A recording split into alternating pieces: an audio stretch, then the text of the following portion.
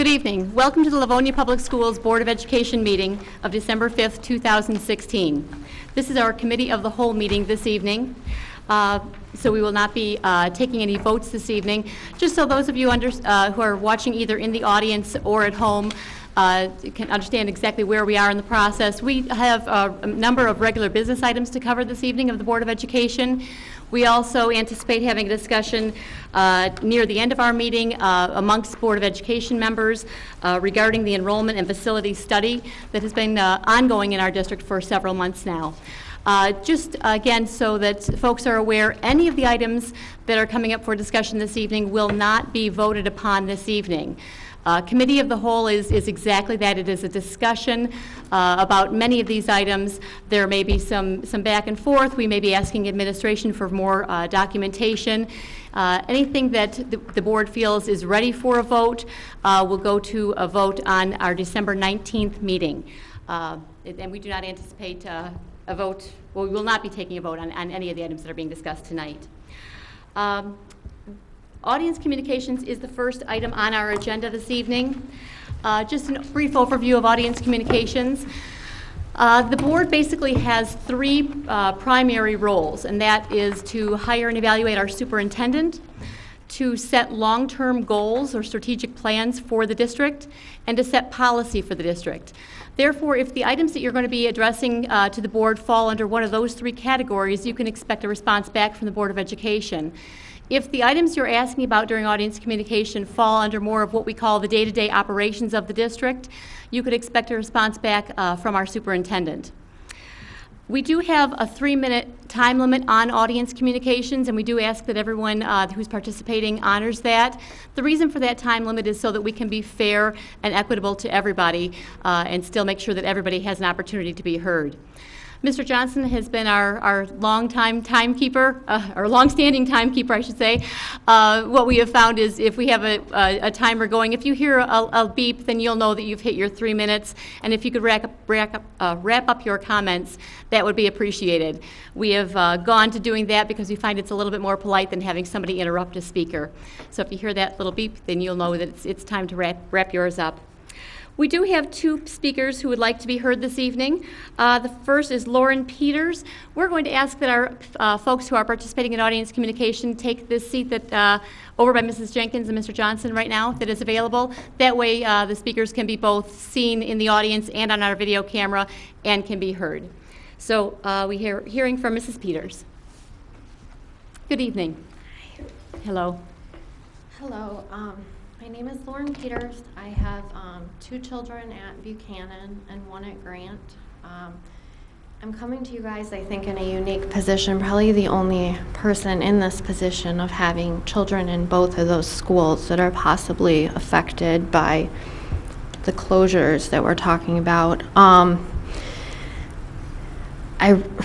We went through so much strife because of the parent bill split up, and I really hate to go through anything like that again. As a parent, individually, if you just looked at myself, it would certainly make my life easier if all 3 of my children were at Grant. I do not think that's what's best for my children, though. My son is autistic. It's very hard for them to adapt to different things, to make changes, to make friends. He's been at Buchanan now for a couple of years, and now I have 1 in kindergarten at Buchanan, both in center. They've done a really good job of making gen ed friends there, of building these relationships. I see the team all working together, the center program with the gen ed program. I have a lot of concern about moving him even to Grant, which I absolutely love. The staff, the PTA, everyone is amazing. But that is a huge change for my children. I understand your reasons for combining the upper elementary center programs, but that in itself was pretty scary to all of us. It's disconcerting to think that when he leaves elementary school that he's going to be leaving all the gen ed friends that he did make when it's been such a struggle to make them in the first place. It's upsetting to know that he's going to be sent across the district somewhere else and that we're going to have to start over again. now the thought of possibly having to leave Buchanan and move to another elementary school before that time, it's absolutely terrifying. When you're dealing with children, with these types of disorders, progress is an everyday battle, and I just hate to think that anything else is going to be piled on top of us. So I'm really here to just encourage you to really think about those decisions carefully. I know all the decisions are made in the best interest of all the kids, but it does feel like it's a lot of us special needs parents who are continually in here fighting for our kids. They seem to be the first programs that people want to change, and we're really the last ones that need any more change. Thank you. Thank you. Our next speaker is Mike Lathimer. I'm sorry, Lothimer, if I'm mispronouncing it. Very good, thank you. Good evening. Good evening. First off, I want to say, and I've talked to Donna earlier, how smooth this has been. This has been very, cooperative, a great process. So, once again, my name is Mike Lothimer, so good evening, board and public. I have two daughters at Cass. They're in the 1st and 3rd grade. As a parent, I'm looking for compelling evidence in this, the school change proposal, and right now, I'm not really seeing compelling evidence that the changes that are being proposed are going to make the system any better. I actually live in the Buchanan district, and have chosen to have my girls remain at Cass because of the strong curriculum there, the great teachers, the great principal, Mrs. Bridget Regan, administrators such as Mrs. Wilson and Miss Peppel.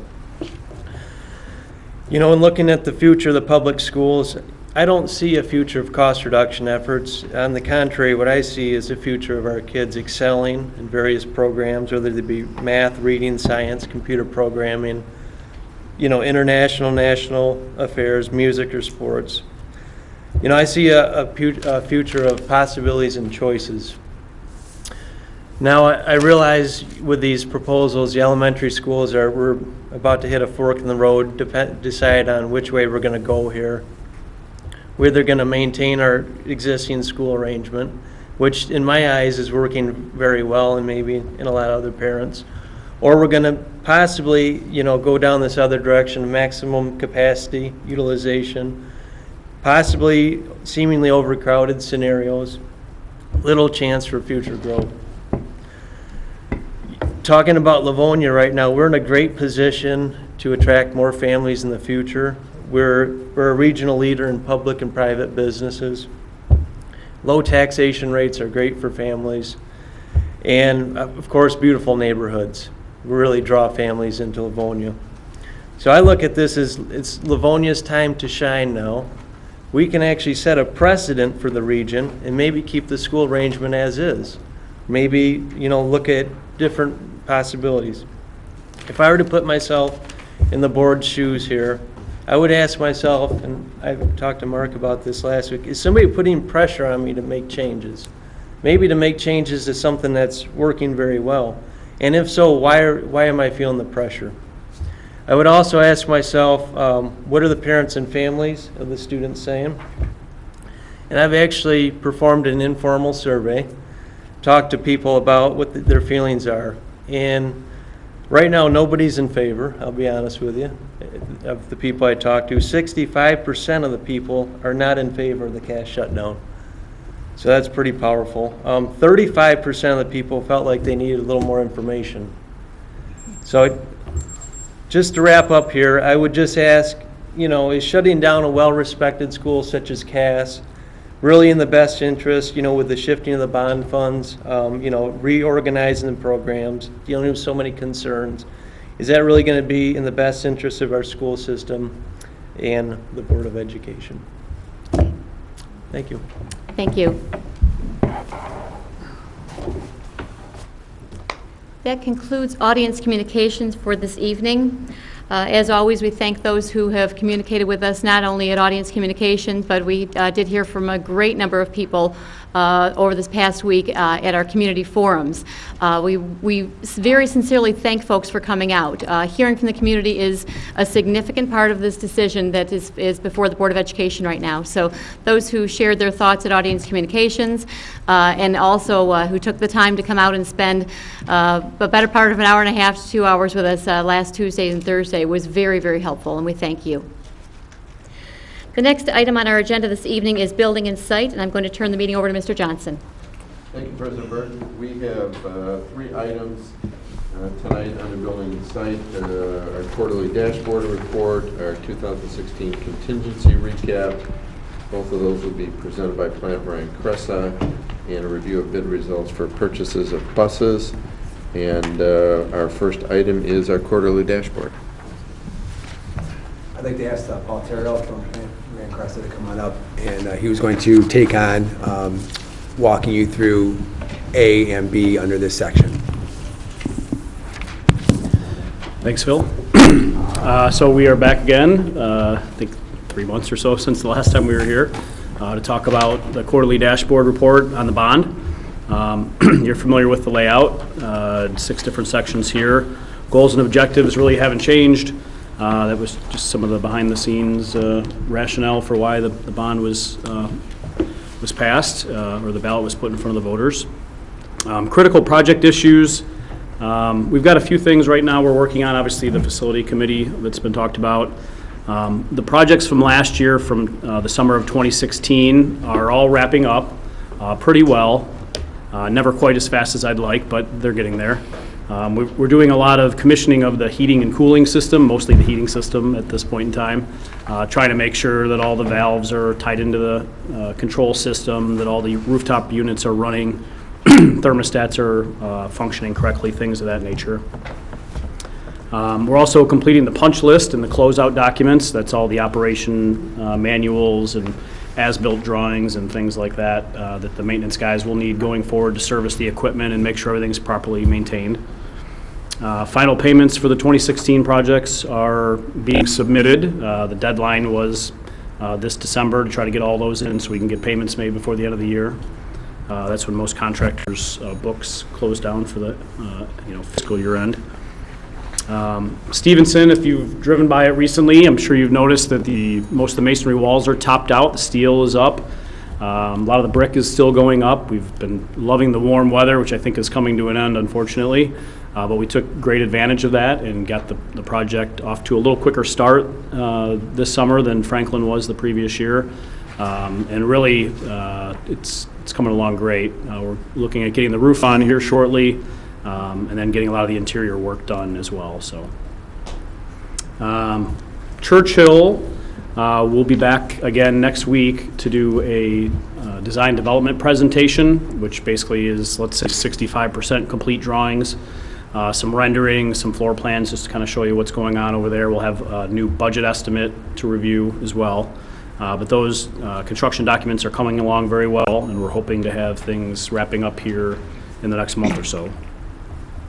Sinking fund-wise, we've got some field house lighting replacements at the 3 high schools, frost boiler replacement, and then we're also designing some parking lot replacement projects and water main replacement projects for next summer. So pretty full plate. As far as the budget summary goes, the top center section, you can see through today, this report was run. We basically have the $195 million bond, and then the additional $5 million of sinking fund dollars that had augmented that. We've got commitments of about $137 million, and we've actually spent $115 to date, so that means we're into Series 2 as of today. If you look down below, you'll see that it does not show through September 30th that we had spent any Series 2 money, and that's correct. That's just about the time as the summer wrapped up that we started accounting for things to Series 2 versus Series 1. So next month you'll see, or in 3 months you'll see that we've spent some Series 2 money as reflected up above. Everything ties out between the district's books and eBuilder, which is good. And we're moving full steam ahead. So 3-month schedule, obviously we have a lot of work going on at Stevenson, as I mentioned, the masonry, the steel, the roofing, a lot of the interior mechanical and electrical rough-ins will be happening. We also have, with Churchill, the design wrapping up, as I mentioned. We've got winter recess, obviously, is kind of when we're going through the drawings for the last time to make sure that all the details are right and the specifications match what we've talked about and match the district standards. And then we're looking to put the drawings out on the street in January.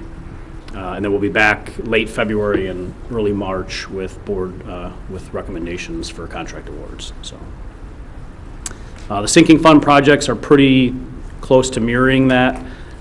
They may go out a little bit sooner in some cases or a little bit later, but we're planning on bringing them back for award recommendations at the same time, so try to keep things easy. And then phasing schedules is down below. Nothing's really changed on that as well, so. Questions? Seeing none, we'll move on to 2B, going to where, Paul? Contingency recap. So again, this is a report you've seen before. This kind of gives an idea of the contingency budgets that the board had approved for the different projects from 2016. Grant, Hoover, Randolph, Johnson and Holmes, Franklin, which is wrapping up, and then Stevenson. You'll see those 7 projects had about $4 million, just over $4.1 million in contingency funds set aside. We have approved in a few last pending ones that total about $2.8 million, and then we've got projected change orders of about $600,000. And the bulk of that is really Stevenson. We're basically just assuming that that money is going to be spent, and there's no variance yet. You know, this time next year we'll have a better report on how we finished up and where we're at, but we're making that assumption for now. So you'll see there's about $662,000 of unspent contingency money, even with Stevenson assuming to be spent, that will be then returned back to the owner's contingency. So it's a pretty healthy margin. It's pretty similar to what it was last year. If you look through all the different projects, not just the hard construction, but the abatement, the security, the moving, we're just under 20%. I think about 18% of the contingency funds were not used and will be put back into the owner's contingency. So I think last year it was just over 20, maybe 21%, something like that. So pretty healthy margin. The one thing that's not on here is the IT. Those guys are still working on their report. I think they're planning on coming back in January and giving an update on the IT contingency. I know there's a few projects with pretty healthy budgets left, and there's been some discussion about additional purchases, whether it's laptops or tablets or other media devices, mobile devices, thank you. Some other infrastructure work and some cabling work that's been discussed as well. So they'll have an update in January. But all told, I think we finished up in pretty good shape. You can see some of the buildings had pretty healthy margins left of the contingency money. I think a lot of that is because we were in year 3, right? So we learned a lot the first 2 years that helped us be more efficient, helped us correct a lot of the mistakes during design rather than in the field, and just a little bit just the team working together, you know, over the 3-year period. So. Questions on contingency? Mr. Sanders. Okay, looking at the project contingencies, and then on the chart, the large chart with the owner contingencies, are the project contingencies I see in here already rolled into the owner contingencies on this chart? They're not. Okay, thank you. Nope. Until the projects are 100% closed out, we leave it there in case something last minute pops up, and then probably in January we'll take whatever money's left and put it all back into owner contingency. Great, thank you, Paul. Yep. Any other questions? Mrs. McDonald. The contingency changes and change orders, are they primarily from the, what parts of the projects, I guess? Because the high schools are such a large amount. What do they approximately come from? Which areas? There's a lot of different things that happen. I would say there's primarily 3 main buckets, though. One would be field conditions. That would be, you know, soil conditions that we didn't anticipate at Franklin or at Stevenson. Could be, as we're doing demolition, we run into some asbestos in the walls that has to be abated, or other unforeseen conditions in the structure. The second one would probably be just design issues, so errors and omissions on the drawings or other things that need to be corrected. And then the third one is probably owner requests, to be honest. A lot of times when we're out there and we've got a team of construction professionals, there are things that the maintenance and administration have wanted to do and maybe weren't able to. And as we get into construction, we realize, you know what, this mechanical unit we were going to put new controls on, it's pretty much at the end of its life. And while we're here, it probably is the right time. Some of that stuff we catch during design, but some of it we don't, to be honest. And when we're out there in the field, we try to address it as we can. So if you look at, some of these buildings, we spent almost all the contingencies. Some of them, we have a pretty healthy amount left.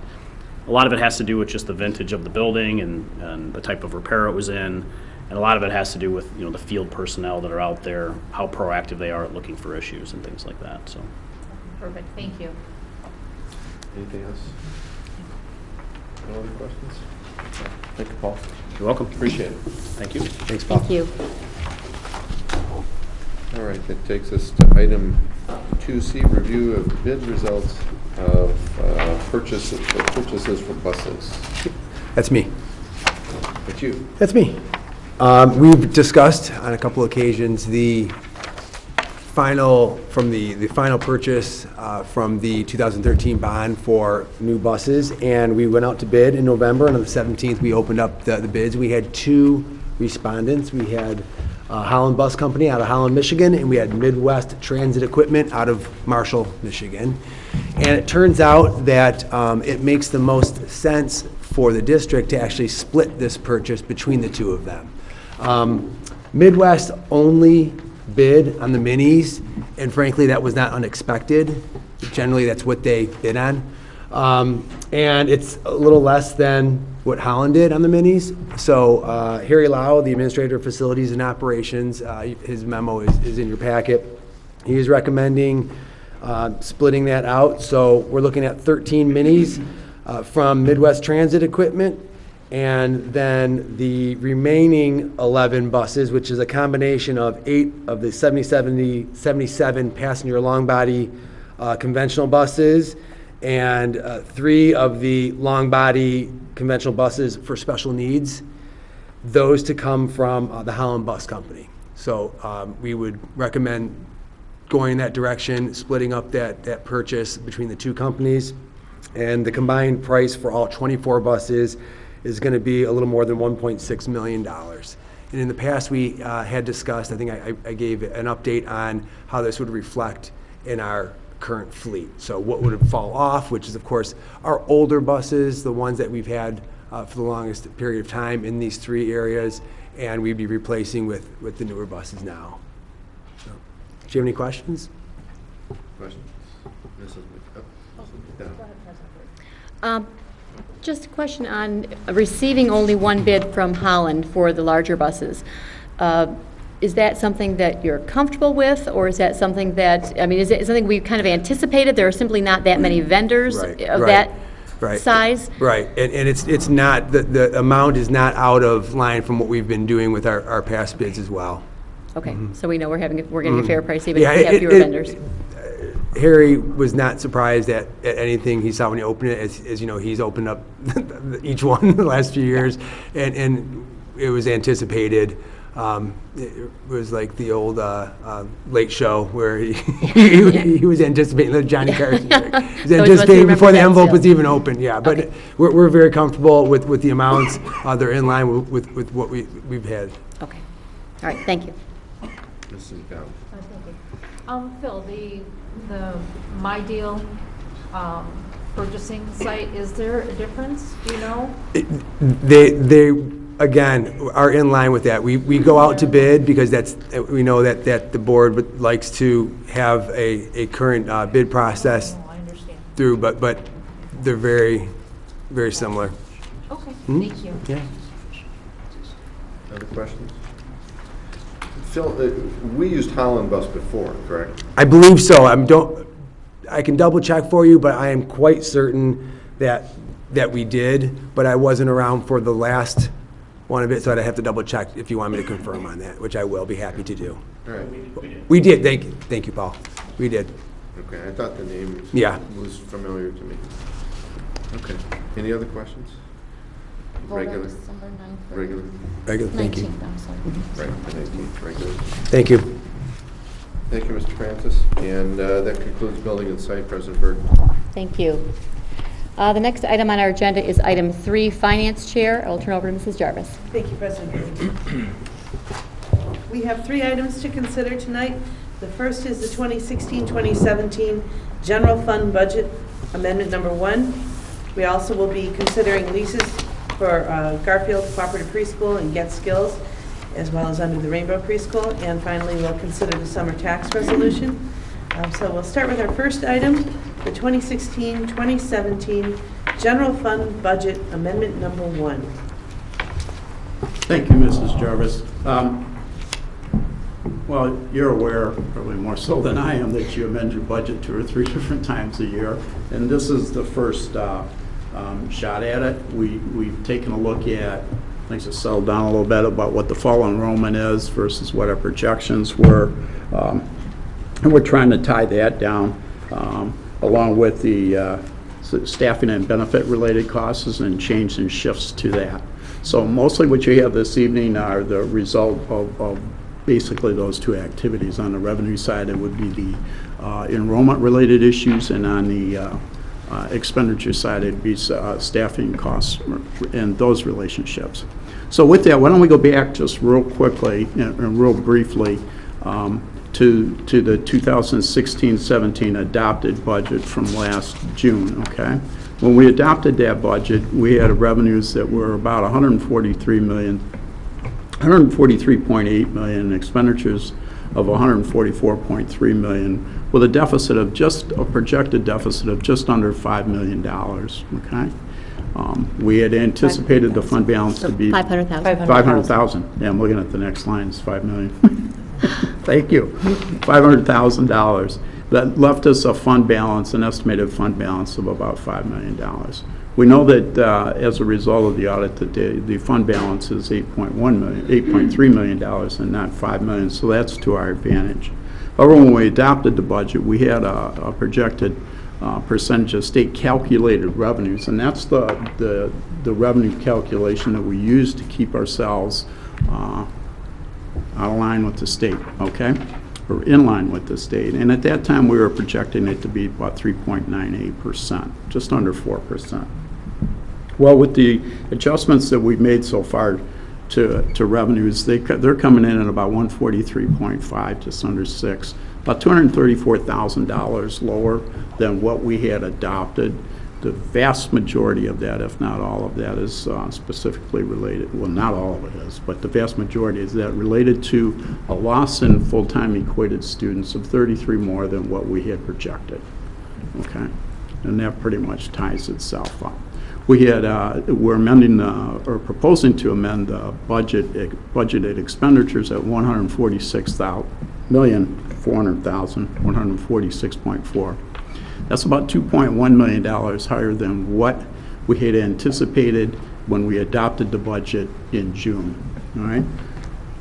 The vast majority of that, about $1.8 million, are staffing and associated costs that we were not aware of when the budget was adopted in June.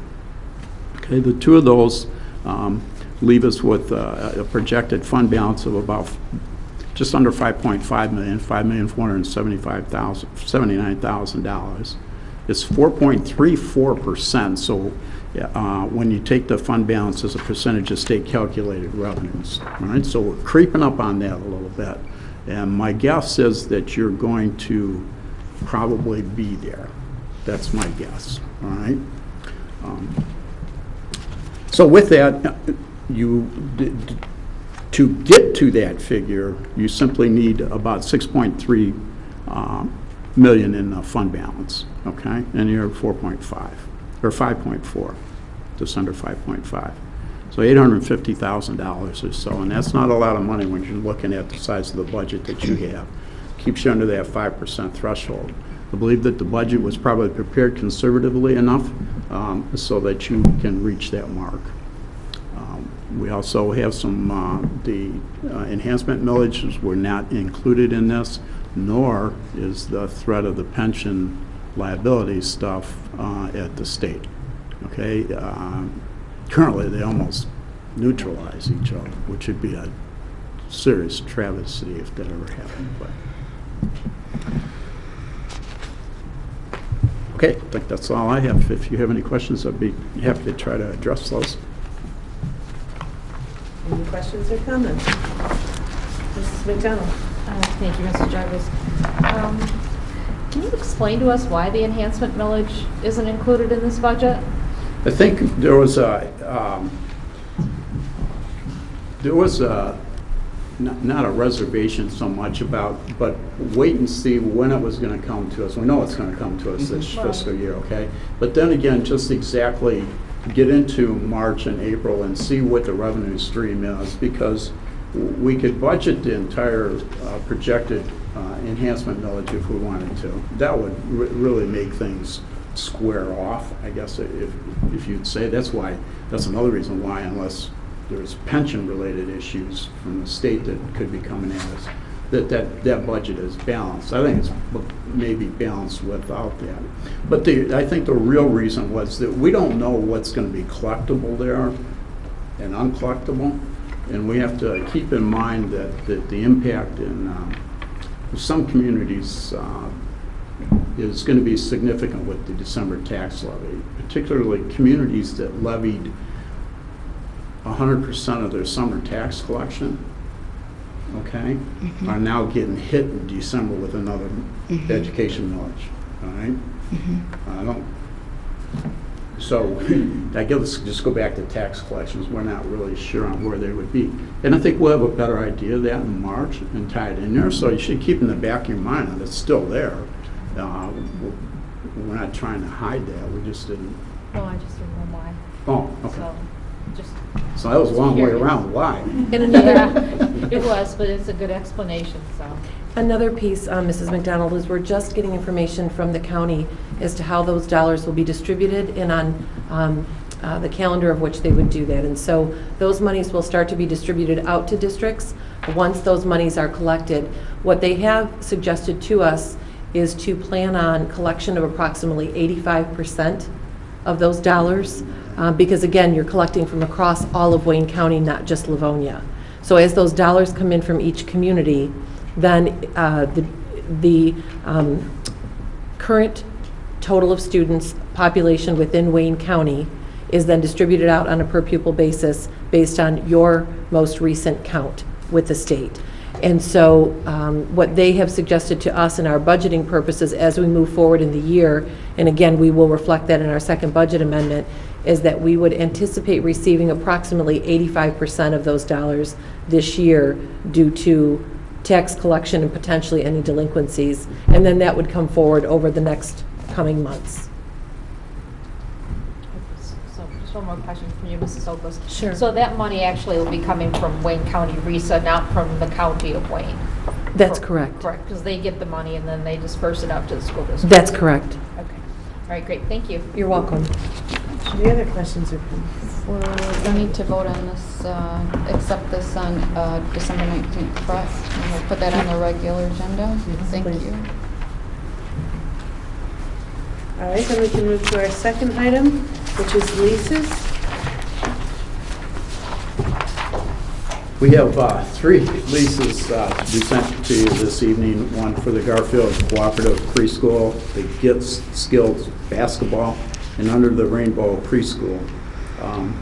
The annual cost of the Garfield Cooperative Preschool lease at Marshall Schools revenue generation is about $9,821. The Get Skills program at Dickinson Center is $37,257,000. And Under the Rainbow Preschool at Kennedy Elementary School is $25,687. These have been adjusted for a 1% inflation rate. And these apparently have been with you. I tried to track back when we started these, and nobody could tell me they've been around so long. It's a long time. They've been around a long time, so they're not new to you, I guess. You probably know that better than I do. So that would be we would look for approval for those. Are there any questions about this? Mrs. Butterfield? I'm assuming the only changes to these contracts are just the 1%, that there's no other changes. No, that's correct. And that the date extends through this year. It's for this And the school end year, it's the date. 16-17 But we school year, didn't- so it's through June of 2017. But no additional terms have been changed, just No. updating the contract for the new dates and prices. Okay, thank you. Mrs. McDonald? Thank you. Mr. Dixon, can you maybe, and I know you're not going to have this information now, but Dickinson, being that the Get Skills basketball company is just basically the only portion of that school being used, can you get us the cost of what it takes to keep that building going versus what the revenue is? Yes, I can get the costs associated with operating the building. Is that, you mean like heat, Yeah, just to get an electric, idea. custodial? So, Yeah, Okay. yes, I can do that. all right, thank you. Any other questions or comments?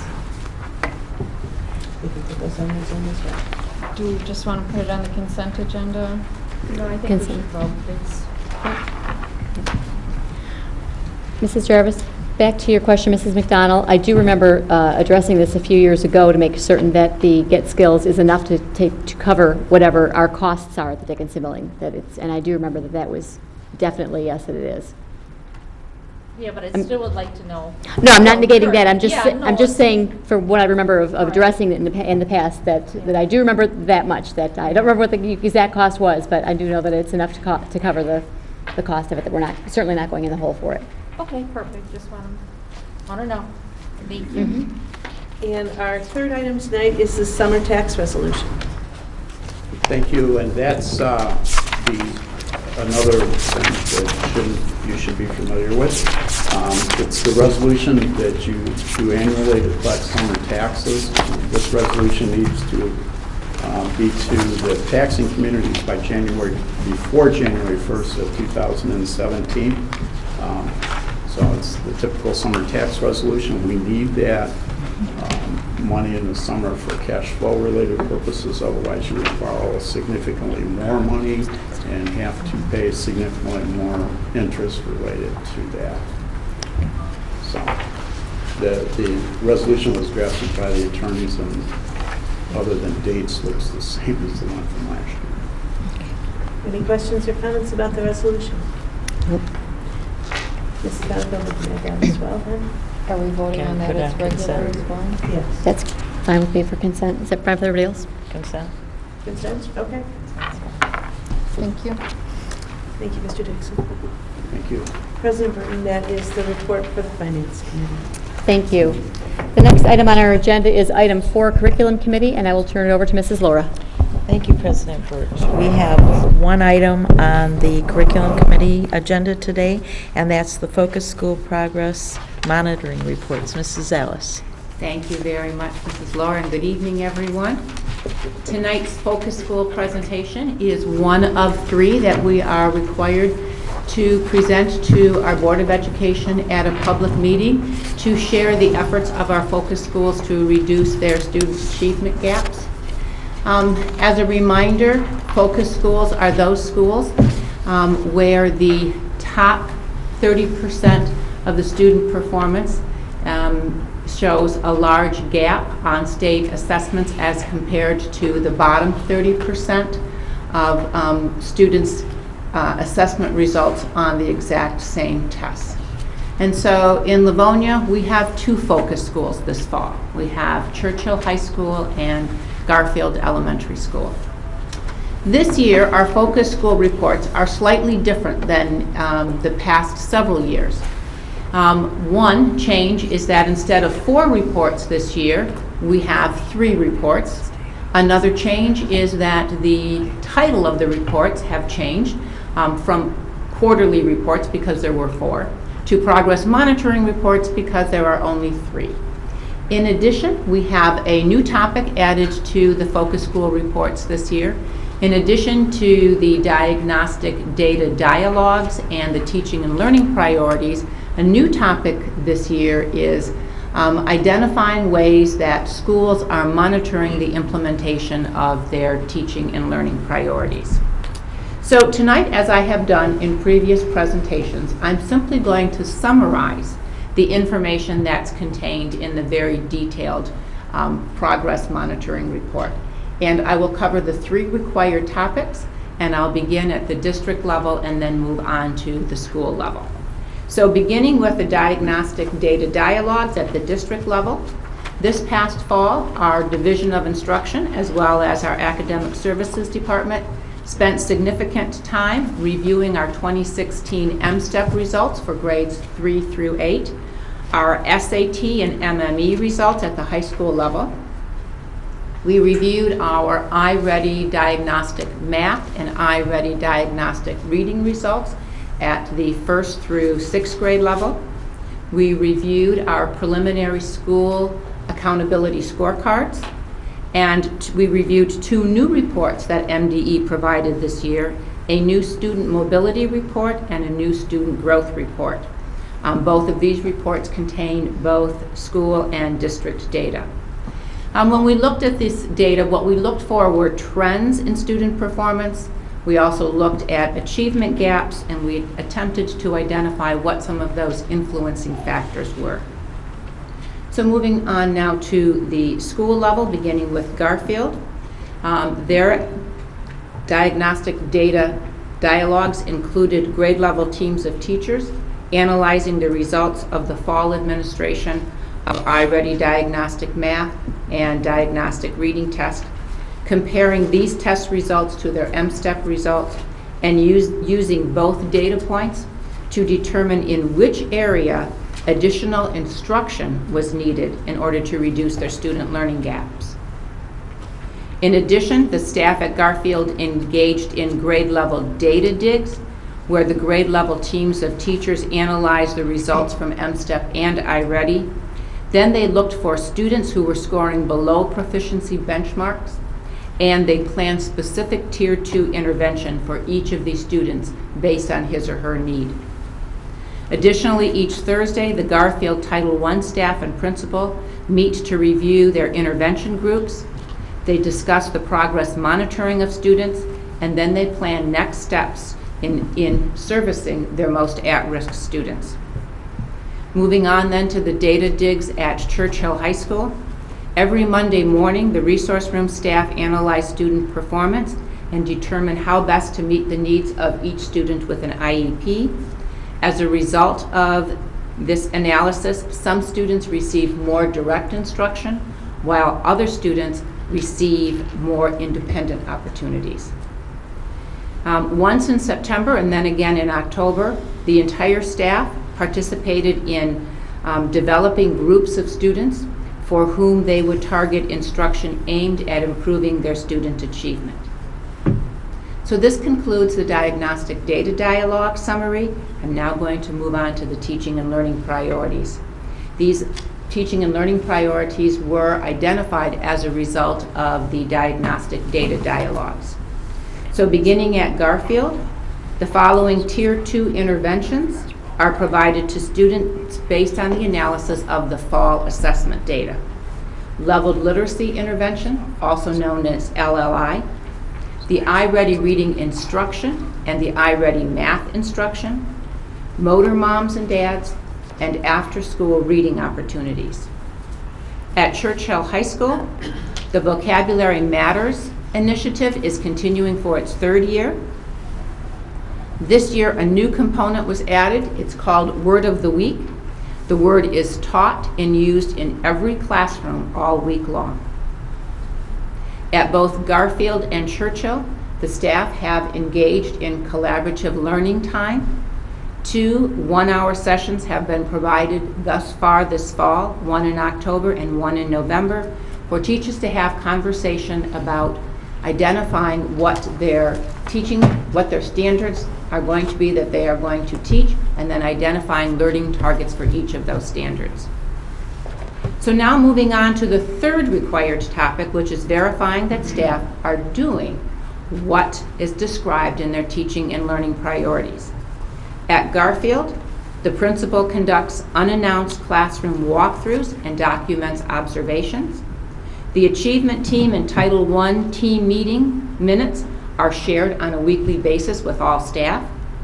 The collaborative learning time meeting minutes are collected each month. And as part of our Operation Student Success, student assessment scores are compiled and they are available to staff. At Churchill High School, each department is collecting Vocabulary Matters evidence, such as photos of the learning targets and copies of lesson plans and activities. Each collaborative learning team is developing and maintaining agendas and minutes of all of their meetings. So as you can see from what I have just described, our two focus schools are engaged in diagnostic data dialogues. They've identified their teaching and learning priorities, and they have identified ways in which they are monitoring the implementation of their teaching and learning priorities. As mentioned at the start of this presentation, there will be 2 additional presentations later this school year. They will cover time periods, one for the winter and then one again in the spring. And a copy of the Focus School Progress Monitoring Report, copies of that report will be given to our superintendent for her to include in your weekly update. So you will have a copy of the full report. And that concludes our Focus School Progress Monitoring Report. Thank you, Mrs. Ellis. Any questions or comments? Mr. Johnson? Thank you, Mrs. Laura. Mrs. Ellis, you mentioned 2 new reports that they have, the mobility and the growth report. Yes. Can you explain to us exactly what those are? The mobility report shows 5 years of students who have started the school year in the fall, and then it charts the number of students who are again in the school in the fall of the following year. So over a 5-year period, what it does is it shows the number of students who are in the fall count, as well as the number of students who were then in the next year's fall count. So it looks at students who were there for a full academic year, meeting multiple student data collections. And so we can look at any school as well as the district to look at the data that's on the state website. Now, having said that, I can also tell you that when we've looked at the data, we found some anomalies in their data as compared to our data, which is not unusual. Anomaly. I like that word. Okay. And what is the growth? And the student growth report looks at cohorts of students, so it'll look at 3rd grade students who took the M-STEP test in 2015 and then compare it to the 4th grade students who took the M-STEP result in 2016. So looking at cohorts of students and looking at the growth that they showed from one test to another. Same group. So those students who were present for the 3rd grade test compares the same group of students who were present for the 4th grade test. So if you have a student who moved out from 3rd grade to 4th grade, they would not be included. All right, very good. Thank you. You're welcome. Anyone else? Mr. Centers? How long has Churchill High School been implementing Vocabulary Matters? This is their 3rd year. Okay. How do they feel their progress is with us? They have tweaked their initiative each year based on the results that they have been seeing. So they're monitoring their vocabulary initiative, and as they see results that are promising, they're continuing those practices, and those results that aren't as promising, they're making modifications to it. For example, this year they added Word of the Week because they were not seeing the type of progress that they would have liked to have seen. Sure. Thank you. You're welcome. Thank you, Mrs. Ellis. You're And so very President Burton, that concludes the Curriculum Committee. Thank you. The next item on our agenda is item 5, Legislative Committee. Mrs. McDonald? Thank you, President Burton. I do not have anything this evening. Okay. I didn't even think about doing this ahead of time, but Mrs. McDonald or Mrs. Oquist, do either one of you want to give a brief summary of what's going on with the Senate Bill 102, which is potentially enormously significant? I'm sorry, House Bill, rather. It is, you were correct, it is a Senate bill, Senate, and I okay. plan on providing an update on that as part of my financial update, as part of our overall discussion this evening. Okay, great. We will go ahead then. Next item on our agenda is item 6, Policy Committee. I have nothing for this evening. Nothing? Okay. And Mr. Centers, item 7, Personnel Committee. Nothing this evening. All righty. Okay. That brings us to item number 8, our Committee of the Whole. And the item that we are addressing this evening is our our Enrollment and Facility Study Consideration Discussion. Mrs. Oquist, I'll let you begin. Thank you so much.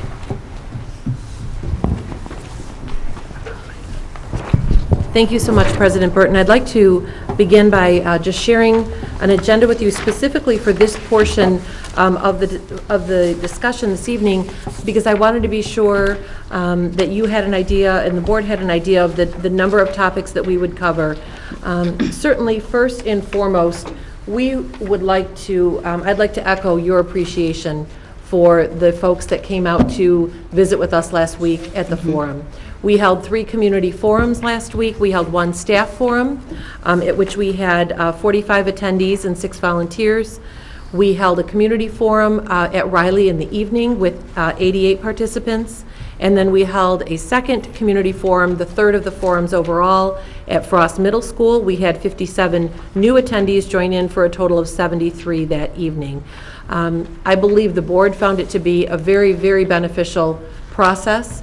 We did as well. So in addition to a number of the questions and concerns and ideas that were raised during those discussions, as you know from the topics, there were an opportunity for folks to share with us any questions, concerns, advantages of the different recommendations. In addition, as board members, as you've worked very hard to study this information since our November 21st proposal, you've also shared very specific questions that you wanted shared, responses shared publicly this evening. So what we have done since that point in time is update some data for you, and we'd like to go through that this evening. You'll see on the agenda we're going to have data review and updates. We're going to start with some LPS historical data that Mr. Francis will cover.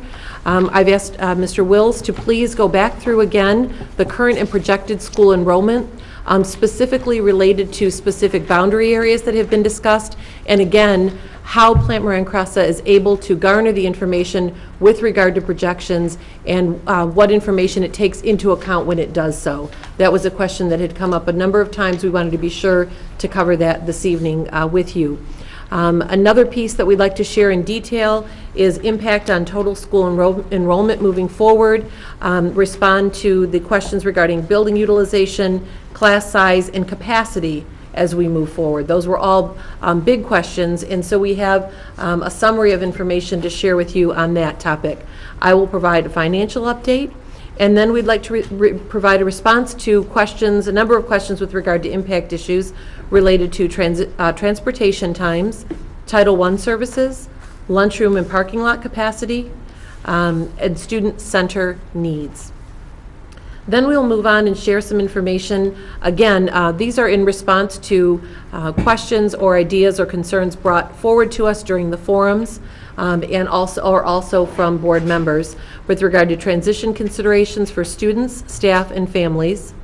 We will discuss the rating of schools, the rationale with regard to not moving forward considerations 5 through 8, and then again a summary of attraction and retention efforts that have taken place over the past 3 years and that we continue to move forward with regard to efforts to bring students into the district. So we'd like to share that information with you. Of course, we welcome you to ask any questions, clarifications as we move through, and we'll just continue to have dialogue and discussion as we move forward. Does that sound good, President Burton? That's fine. And the team? All righty. So we are going to start with Mr. Francis.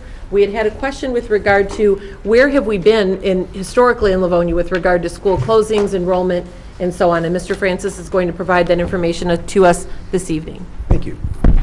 What I passed out was not bullet pointed because there aren't any bullet points on it, but pulled out I went back to the 75-76 school year simply to get back a good chunk of time, back in, if you will, the high points of Livonia Public Schools with regard to student enrollment. And what you have, the original idea was to put down each 10 years to get us up to the 15-16 school year, so 75, 76, 85, 86, whatnot. And then it turned out there were a couple other items that occurred historically or may have happened just the year after and whatnot. So I just sort of drew a few lines in there. But just to quickly review, if you go back to 40 years to the 75-76 school year, this district, and I rounded these to around the 100 spot just to make it fairly simple, but 32,900 students in this district with 49 buildings. So clearly, more than double what we're currently doing and very large. And through the next decade, as you know, if you know the history of Livonia Public Schools, schools started closing pretty much year after year with some spacing in between. The baby boom had come to an end, and those students had already gone through our elementary schools. So many of our elementaries began closing through the late 70s. By 85, 86, the district had just under 17,000 students in it, and we were down to 31 buildings at that point. And of course, Bentley was closed at that time as well. Just to put in, because once I put in the 95, 96 year, it just sort of dawned on us that there was a pretty big event in this state just before the 95-96 school year. And so I just sort of put it down as in 94 with Prop A and how funding for Michigan schools so dramatically changed and basically changed sort of the wind in the sail of many of the districts. So in 95-96 we had a little under 18,000, we had 17,750, and we're still with the 31 buildings. Forward yourselves to 05-06, and we still had 31 buildings, but I just put in a couple of points because many people recall the closing of Marshall. We had started in 98 using Perrinville for the pre-K students with disabilities, but shortly afterwards in 2004, Marshall Elementary closed, got us back to 31 buildings, and the students from Marshall attended CAS. So in 05-06, we had 18,200 students still with the 31 buildings, but shortly after that, in 06-07, the district went through the closings of the buildings that we all are familiar with and changing the grade configurations and going to the triads. At that time, we had 17,600 students, and we went down to 25 buildings. At that year, 7 elementary buildings closed, and Johnson became a 5-6, and Rosedale opened back up as a K4. So we had a net of 6 buildings less than we did the year before with 17,600 students. In 14, Nijiiro opened at Taylor, but then Perrinville closed in 15, so keeping us still at the 25 that we had in 15-16. We had 14,600 students last year. So 3,000 students less than we did a decade earlier, but still with the same number of buildings that we were utilizing. So just a quick pick you up to date, 40 years in a nutshell. Are there any questions or discussion on anything we went through? Questions on this topic? No? Alrighty. Thank you. Thank you. I have your information. So this is from Mr. Will. Mr. Francis, sorry, will this be on the website at all? You know, it's not, I just wanted you to be able to, it's more of a discussion, it's the committee meeting, and I wanted to discuss, but I also didn't want to just have a bunch of scribbled notes on a piece of paper. I wanted you to be able to follow along and have something to write on if you wanted as well. It's all historical record. You know, most of the buildings closings, a lot of people actually remember the years and whatnot. So. Yep. Can we go ahead and put it up on the website? Is that Can do whatever you want, yeah. Okay. We're making a concerted effort to make sure all of our documents are, Sure. are on there. Okay, thank you. Thanks, Andrea. So I thought it would be helpful, kind of coupled up with Phil's slides, if you will. One of the slides we'd presented at the community forums as well as at the board levels, we really went back to 2007 and 8. And what's interesting is Livonia Public Schools historically has always captured about 1% of the total public school kids in the state of Michigan. So in 2007 and 8, about 1.645 million students, and you were at 16,692. One of the things we've shown is that in that last 5-year time period, because that's really a lot of the questions and concerns, what's happened in the last 5 years. So one of the things we've looked at is really almost 10% decrease of where we're at in the last 5 years.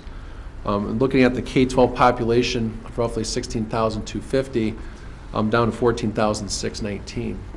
One of the things that Mclamore and Cressa does as part of our realization and utilization is we're able to look at the demographics to look what's happening within the boundary. One of the slides you have with you, it's the school district's boundary. To really kind of show you the trends and the profiles of the district itself. And then I know there's a lot of questions specifically related to CAS that I thought I would kind of walk you through. From the last 2 years to our actuals, we're about 99.6% conservative or accurate. Relative to that, we do adjust our enrollment demographics based on what's happening in the district as well as the individual school boundaries. So what I want to do is walk you through these two slides holistically. So the red polygon you see with the multi-patchwork, that's the entire district and the elementary boundary levels. There is a total of 48,123 total housing units within that red boundary, if you will. And so it's not just the city of Livonia, but it's also some of your surrounding neighborhoods that pull into the district itself. Of those units, 45,414 are occupied. So a pretty high rate of we'll call occupancy, which is good for the district.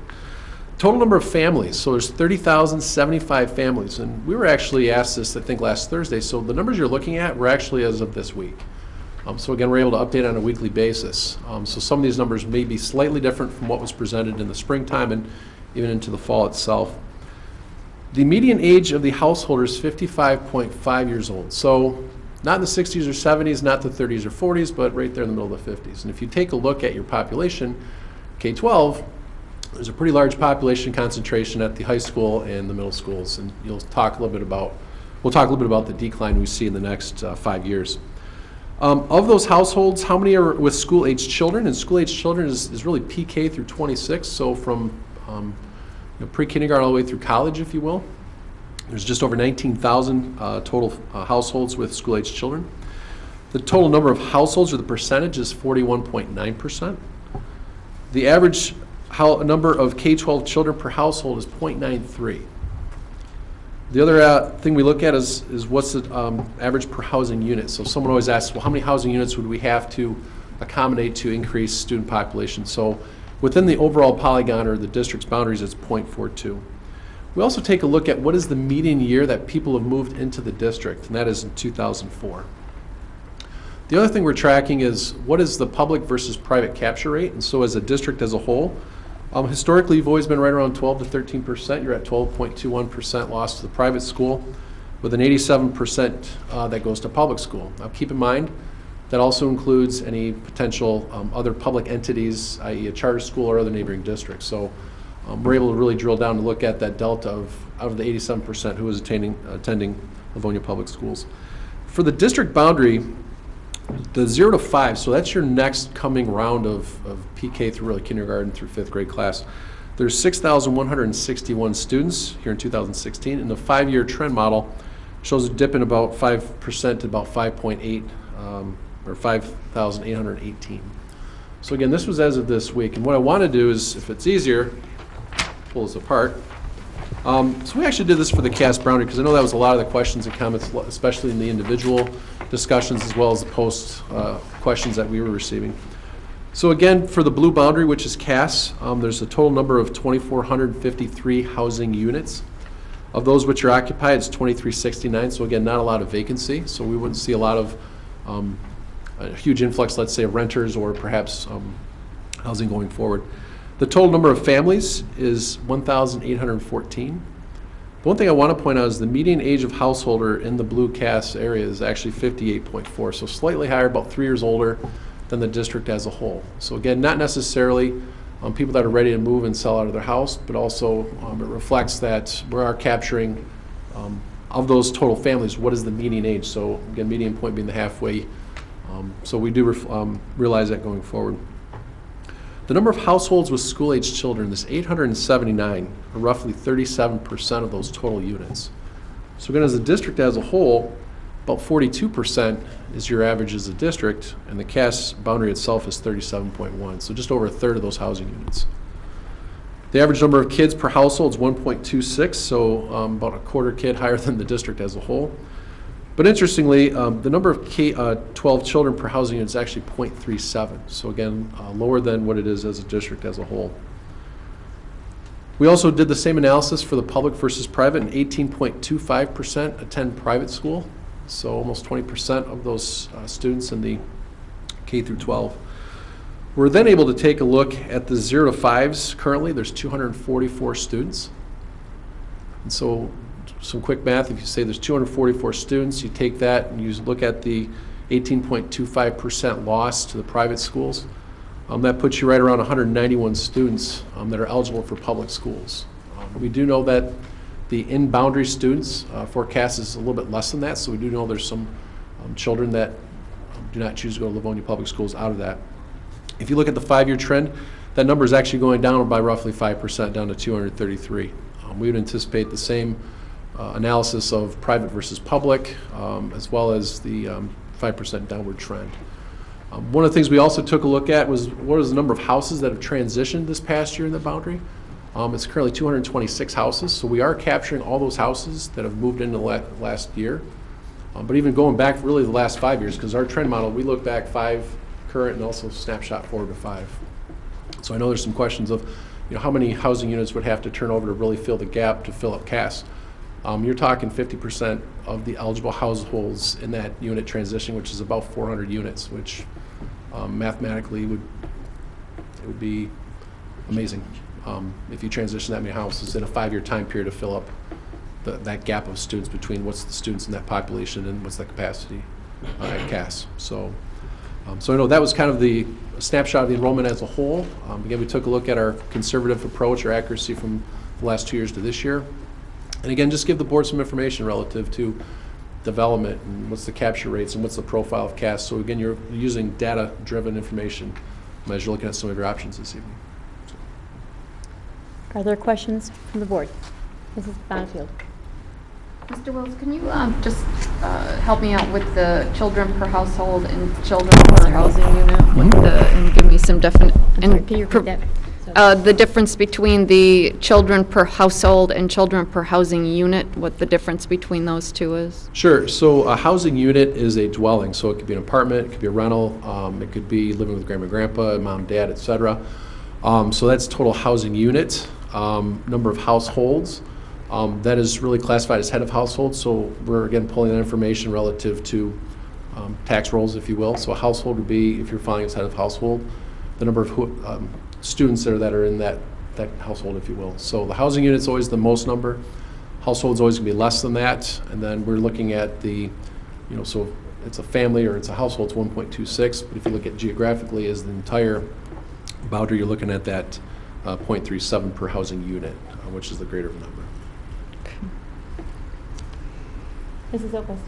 Thank you. On both sheets, Mr. Wills, on the 5th bullet, it says households with school-age children. Mm-hmm. What age are you speaking of elementary, or are you speaking of K-12? We're actually PK through 26, so really PK through college. PK through 26. Mm-hmm. Mrs. Bonnefield. Mr. Wills, I think we've heard a lot about concerns. There's a lot of new families moving in to Cass area. Can you just maybe explain a little bit further how we've captured those that turnover that Sure. we've maintained that historically, and that without those without that turnover and those new students coming into the area, that it's not enough to increase the children in the KS area, but helps to maintain us at the level programming that we've Sure. we're projecting out. So we started to take a look at the total number of housing units, and we do realize that there was 226 houses that have transitioned this year. What's interesting is we couldn't tell you if it was a 0 to 5, a 6 to 11-year-old, 12 to 17. We just know there's 226 total houses that have transitioned in that CAS boundary, which is about 10% of the total population of total housing units, if you will. Okay. From that, though, we can tell you that there's the 879 households with school-aged children. And then based on what your breakdown that we actually looked at with the advisory committee is what is the breakdown of really K through 12 by grade level to really drill down to that detail. So when we ran this report, not just in the spring but also in the fall prior to reconvening with the committee, we updated that demographic to really make sure we were capturing all the housing transitions. So again, about 10% of the households have transitioned, and that's why we're seeing that 240. And if you look at CAS historically, it's kind of been in that 240, 250-ish range. We do know that there's some interest school of choice and some school of choice that attend that CAS boundary, if you will. Sure. But at the end of the day, you'd be looking at a significantly greater number than that just to keep at that 260 number going forward. So again, when we do the enrollments and the demographics, we're updating on a regular basis to capture that. And so we've captured really the last 5 years of housing transitions. It's based in not just on our model, but also on the demographic reporting that we've been able to provide. So, Okay, thank you. Yep. Mrs. McDonald. Thank you, President Burton. Paul, is there, I know we're talking general education students, but can you explain to us why the center program students aren't being taken into account for building utilization on any of these numbers? And also, the historical data that is on the State of Michigan website shows a pretty consistent number across the board for CAS being in the low 300s for the last 8 years, since 2010-11. So can you explain why those numbers aren't being included into this study? Sure. And then I can respond to your question with regard to the My School data that you had sent regarding overall enrollment in the district as well, when Mr. Wills is done. All righty, great, thank you. You're welcome. So when we convened with our work back in the springtime, we were looking at both the breakdown of the general education population as well as the center program. Then over the summertime, the district actually had a chance to really take a look, because the committee actually was asking the questions of, we know there's more than 300 students in CAS, and so we're able to really break it down between who is within the boundary, who is an intra-district school of choice, who is also a school of choice from outside of Livonia Public Schools, as well as the center. And I know Steve and Jen did a really nice job, I think, with the updated slides that were presented in the September-October timeframe, as well as the committee and the forums, to really sure we captured that, because some of the questions that came out of the advisory committee was, is there a better location for program A or program B?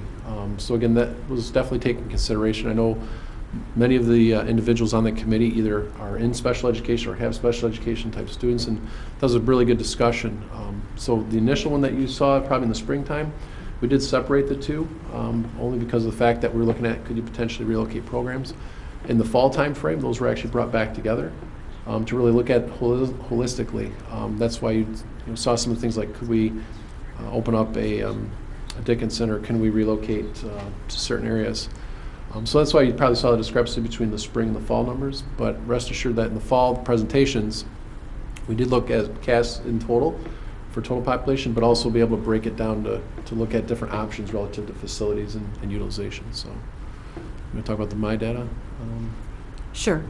And then we're going to talk a little bit more about utilization and general education and center population in just a minute, Mrs. McDonald. So if we don't answer a little bit more about that when we get to it, just please ask us to clarify that further. We would be happy to. So you had asked specifically about the My School data. And what we utilize, what we report out to the state, you had asked about the state aid revenue. What we report out to the state is our fall audited state count. And then we revise that again after our February count. So as we take a look at the data that is reported out on the summary sheet that Mr. Wills shared, the historical piece, which is the area to the left of that dark line, was the data that we shared with Mclamore and Cressa based on our audited fall count each year. Those numbers differ from the My School data. My School data does not include any of our pre-K, our preschool programs. It does not include any of our shared time. It does not include our homeschooled students for which we receive a portion of their time. It does not include our students with whom we have a cooperative agreement to attend Livonia Public Schools. So if you take in account those numbers in addition to our audited fall count, then those numbers are the numbers you see reflected on the historical data for the first 7 years that Plant Moran Cressa utilized in their report. Okay, but I do have a follow-up question on that. Sure.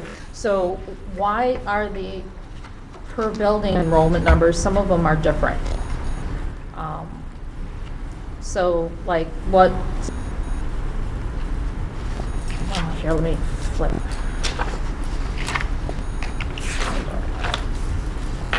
Trying to be organized with all these pages. So, like, Buchanan, we're showing 304 students, but the state's showing 352. So, I was wondering what the differences were on some of those, and maybe, and well, I know you don't have that data now, but maybe you can give us an update on some of those items? Actually, if I could, I know when we looked at it from in the springtime, we had worked with the administration and the building principals to really obtain per building by grade information. And then even when we reconvened in September, we had a September fall, or September, first Friday, September. We actually updated it based on, I think it was October 14th, so right after count day. So these numbers, they're always going to be different. I mean, it's very rarely that you'd have the same number of students for all 9 or 10 months of the school year. There's going to be some deviation to that. I think if you're seeing large discrepancies, I think maybe that's maybe building specific. And if there are building specific questions, again, My School data is housed by CEPI, which is a separate database. Right. So what I can share with you is what we share, and we'd be happy to share each year's fall audited counts.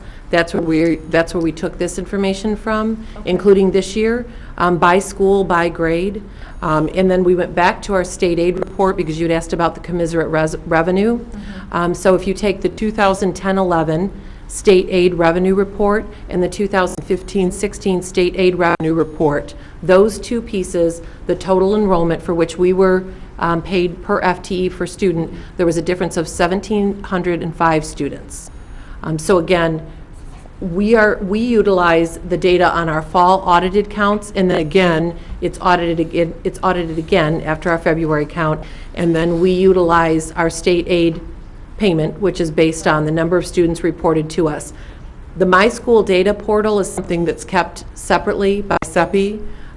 We did attempt today, after receiving your question, to contact them a couple of times. They requested we put in a ticket electronically with our question, so we were not able to get our specific question answered by phone, but we were able to determine what information is not included in the My School data report. Okay. So again, if we want to look at what is reported out to the state from our district based on what is audited by the county, and then also what we receive, the amount of students for which we receive state aid, those are the most accurate documents for us. Okay. This is a separate data portal that is kept on the CEPI website. We'd certainly be happy to send in questions if there are specific discrepancies, but again, our data is audited, and that's what we utilize, and then we went and compared that to the state ed revenue reports. And so that's where we saw that difference in about the 10% population decline since the 2010-11 school year until now. And again, that was reflected in the revenue received or lack thereof over that period of time. So I just wanted to be sure you knew what we were utilizing, and that is the information on which Plant Moran worked as well. Again, that separate data portal from the state, we will continue to ask for clarification, but those were the 4 pieces that we know for certain are not included in their reporting out that we include in ours, and for which we receive funding or partial funding depending on if they're a homeschool student or a cooperative agreement student.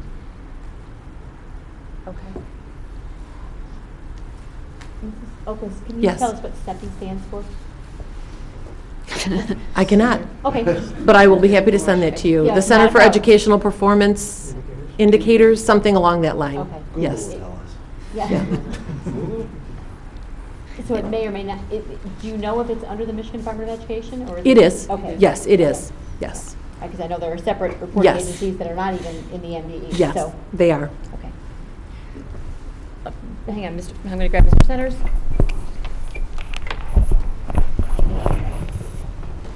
Thank you, Dan.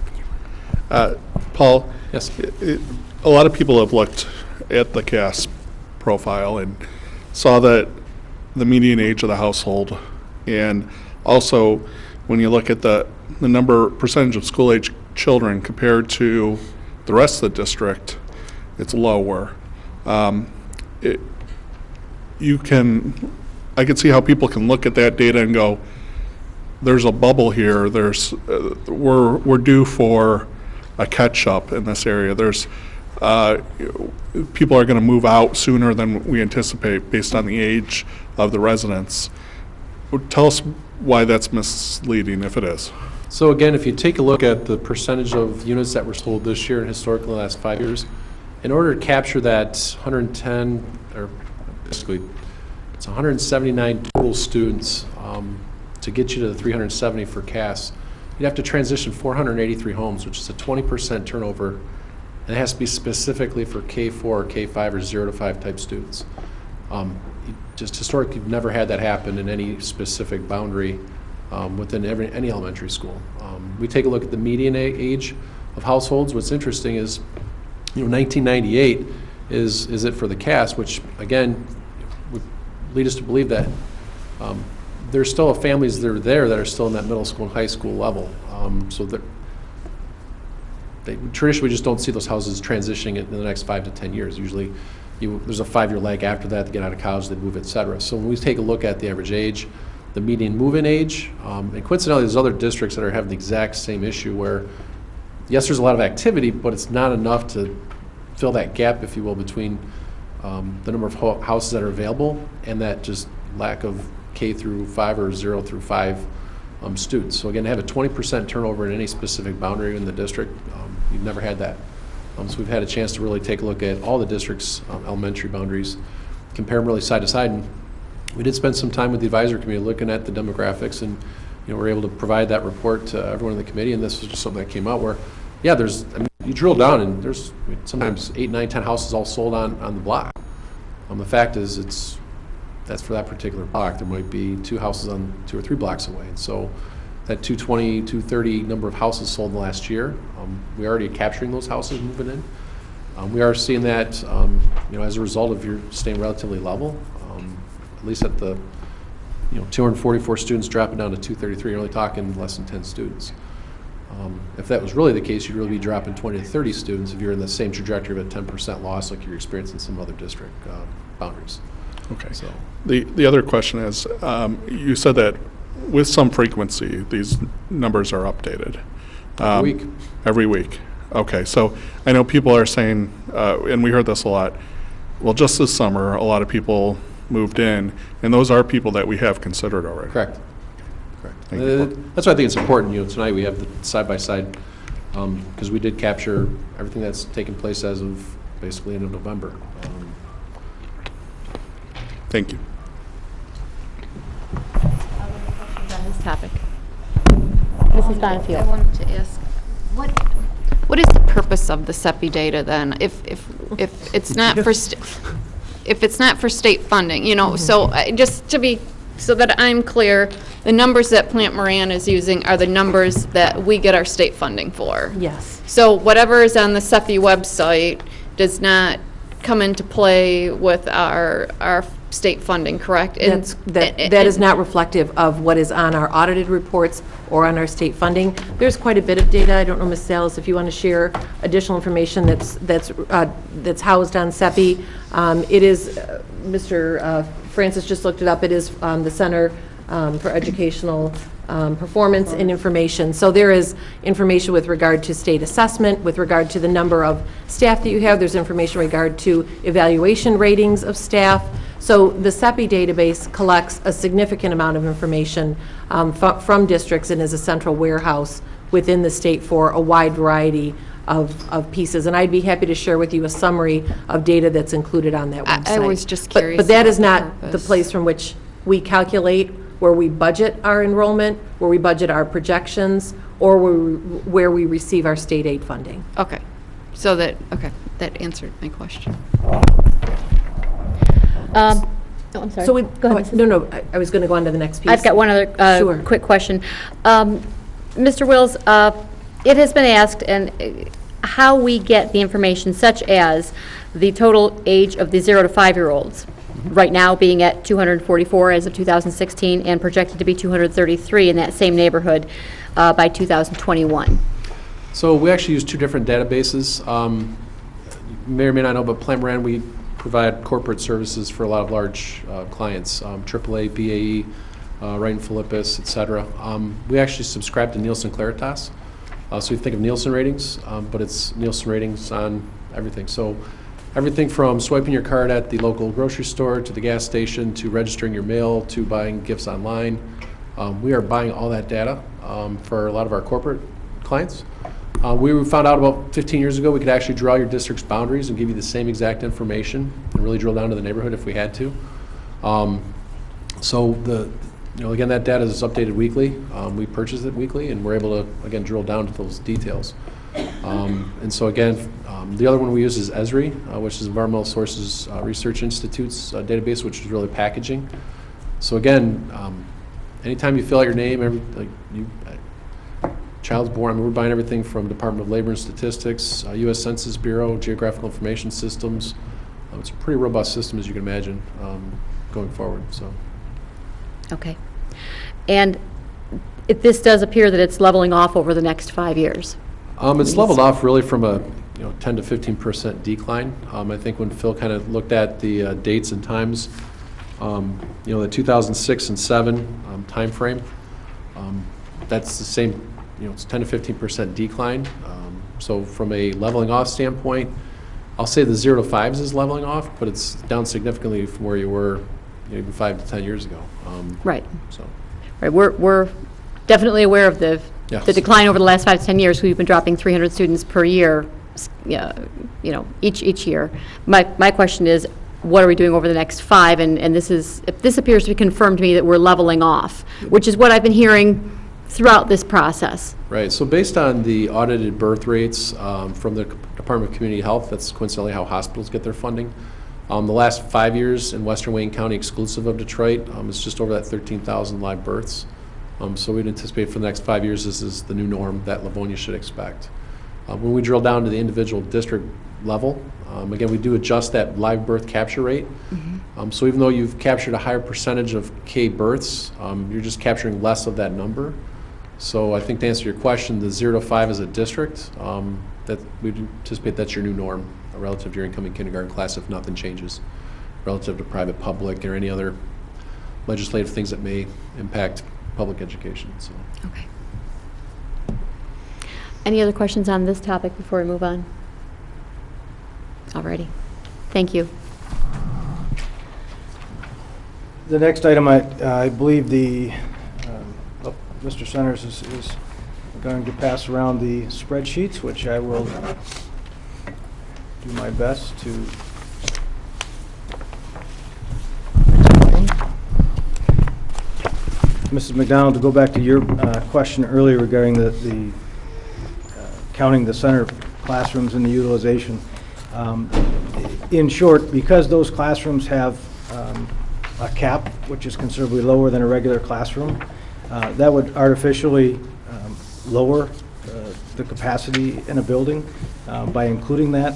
So what we chose to do to be able to look at it and compare apples to apples was to account for those classrooms. And again, the center programs are not building specific, but to account for those classrooms and then base the capacity in the building on the remaining educational spaces that would be used. So we could look at what the capacity in a building would be with a center and without a center. Again, without that, the fact that their enrollment is considerably lower than a traditional classroom, so not to be artificially low. So if that helps at all. And if not, you're really going to struggle with the explanation of the spreadsheet I'm going to show you. I can barely hear you, Mr. Oswald. Okay, that's rare. I'll speak up. what you have, and I'm going to walk through it in a big picture, then I'll try and narrow it down, and I'll rely on any of my cabinet colleagues to help me as I explain. But you have 4 sheets of paper in front of you. They're in order. Each one corresponds with a specific consideration. Okay, so the very first one obviously is consideration 1. And the 4 scenarios that are indicated here, one of the things that, or several of the things that came out were in each consideration, those buildings whose utilization was at or near 90% or above 90%. Okay, so then in consideration 1, that's why we pulled out, in this case, Buchanan with all of Cass, Grant, Randolph with 70% of Garfield, and Kennedy with 33% of Garfield. Well, if you went back and looked at the spreadsheets, the utilization of those particular facilities after these moves were made were, again, either near, at, or above 90%. Okay, and that was one of the things. So what we wanted to do was for each scenario then to dig down a little bit deeper, and so that's what you have here. I'm going to focus initially on the upper left-hand corner, which is all of Cass Gen Ed going into Buchanan. And this is really, these sheets are intended to get at 3 main questions that have come up. And one is, again, those facilities that have the high utilization percentage, and again, those that are at or above 90%.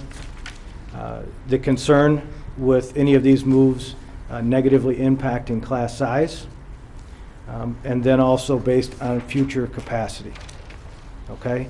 So again, when you look at the model in the upper left-hand side of this sheet, that is all of Cass Gen Ed into Buchanan based on 2016-17, October 2016 enrollment.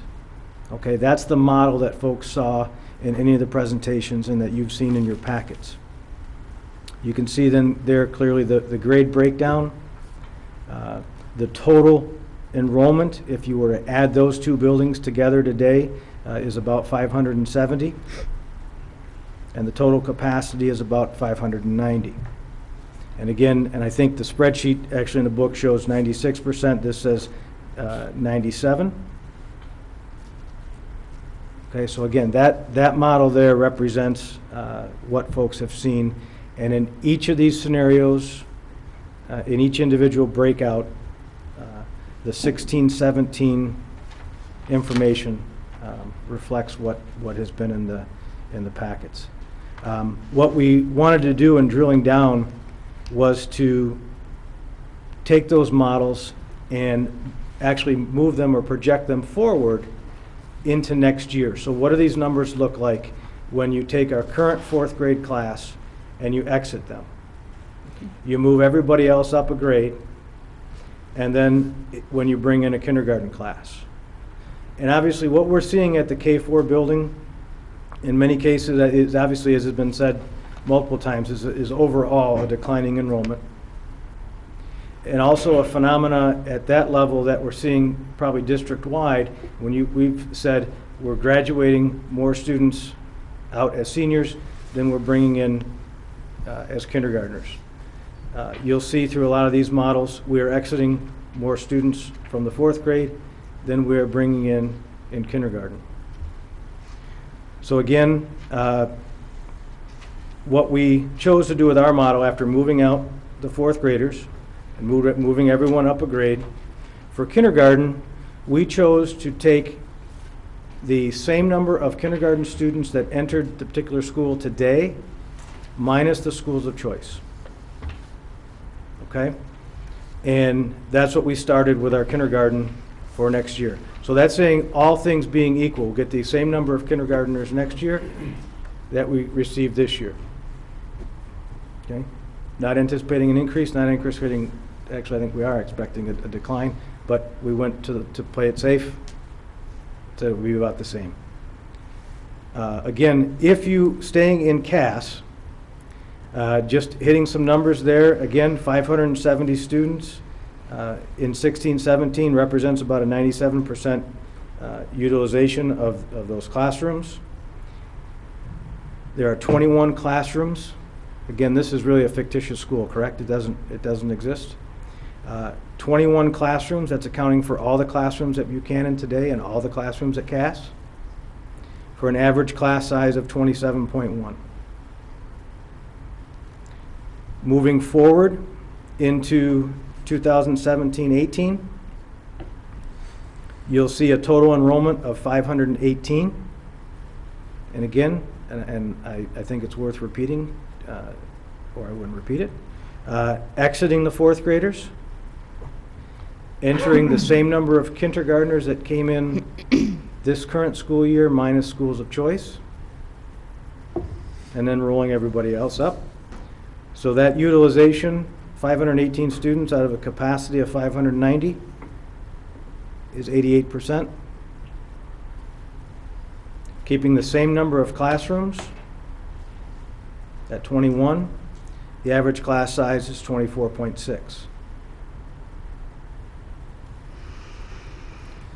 I want to caution everyone to know that these are really numbers just for discussion's sake. It may say 4 second grades in a particular model. When we put pencil to paper in the spring and again in the fall, it could be 3, it could be the other way. I mean, you obviously make those decisions in real time. So this is based on the numbers here. But keeping the same staffing ratio. Keeping the same staffing ratio, thank you. But it would be clarified based on the exact number of students. So this is rolling everyone up, assuming no one's going to move out, assuming that those numbers are the same. The schools of choice, and again, yes. Mr. Archibald, schools of choice on here, are you looking at internal and external students? Yes. Or just interdistrict? They're lumped in together. When he says school of choice, he means everybody. When I say it, I'm the one that's crazy specific. So he's meaning both transfers I'm just crazy. and the out of district, just so it's easier to see a whole number of where somebody came from that isn't living in that attendance area. Okay, thank you. And I think what we've said in our presentations, what I think is important to point out now with respect to school of choice, is that our district policy with respect to school and choice would stay in place, which simply said is as space permits. And that's the same thing that we do today. We certainly would look at it perhaps more closely in some of these buildings if we were concerned with the utilization or with the enrollment or where those numbers would be. One of the areas, folks asked us, well, would my siblings be split? And we have a long-standing tradition in this district, and especially at the high school, where I do most of my work of what we call the sibling rule, and that as long as there's a sibling in that school, then the other siblings can follow. And obviously, sometimes families like to have them split up, but we would look to keep them together, and so that would not be impacted by this. Moving out to, again, staying in Cass Gen Ed into Buchanan, for 2018, 2019, we followed the exact same model of moving out the fourth graders. Again, we entered the same number of kindergartners as we received this year. And you see there then we didn't accept quote-unquote school of choice students for 2 years. The overall enrollment is 478 out of 590, or 81%. And again, you'll see there, if you look at the number of classrooms, you could actually run that with one less classroom than we had noted for 17-18, and still maintain a class average of 23.9. Yes? Please correct me if I'm wrong. I'm looking at what looks like a decline in class size, but really it's not, because you haven't added in the school of choice kids. So you're doing apples and oranges in terms of class size. No, what I'm saying is we will be a little more judicious about the schools of choice students and not entering them in at the rate we have been in order to balance the overall enrollment. As an example, our out-of-district school of choice from this incoming school year, this fall, the ones that we took in, we had several kindergartners be placed at Cass simply because there was room when we opened another kindergarten classroom, and that meant that there was suddenly space at Cass Kindergarten for both requested in-district transfers as well as out-of-district school of choice. So if there wasn't space, there are many buildings in the district that we didn't have any out-of-district school of choice students go to Buchanan this year in kindergarten because there wasn't room. I think we overflowed 1 or 2 this year out of Buchanan. So it's all year to year on space availability. So currently, if you look in the first, again, in the top left-hand corner, currently there are 104 school of choice students at Cass and Buchanan. And so as those fourth graders exit, you can see there are large numbers of school of choice students at a number of those grade levels. And again, many of those were approved because there was significant space available at those schools in which to take in those students. And so we've continued to account for those students as they move through the grades. What we've not done is added in new, because we would not be necessarily approving 12 additional kindergarten school of choice at that particular school. Again, as Mr. Archibald said, we would keep our current policy, which is we would look and where there is space. And you can see in some of those scenarios, for instance, in the 2017-18, again projected, there would be some space to take in some students at that grade level. But there may not be, let's say, at the fourth grade, as you look at that same line because of where the class size is.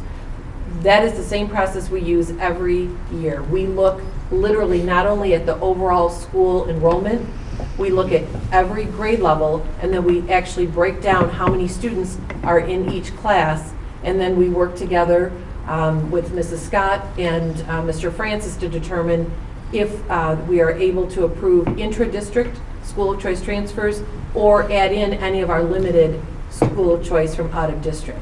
So again, there are significant numbers at both of these schools with regard to the school of choice population currently. So what we wanted to show you, because again, you saw scenarios that were using, if we combine the schools right now with our current numbers.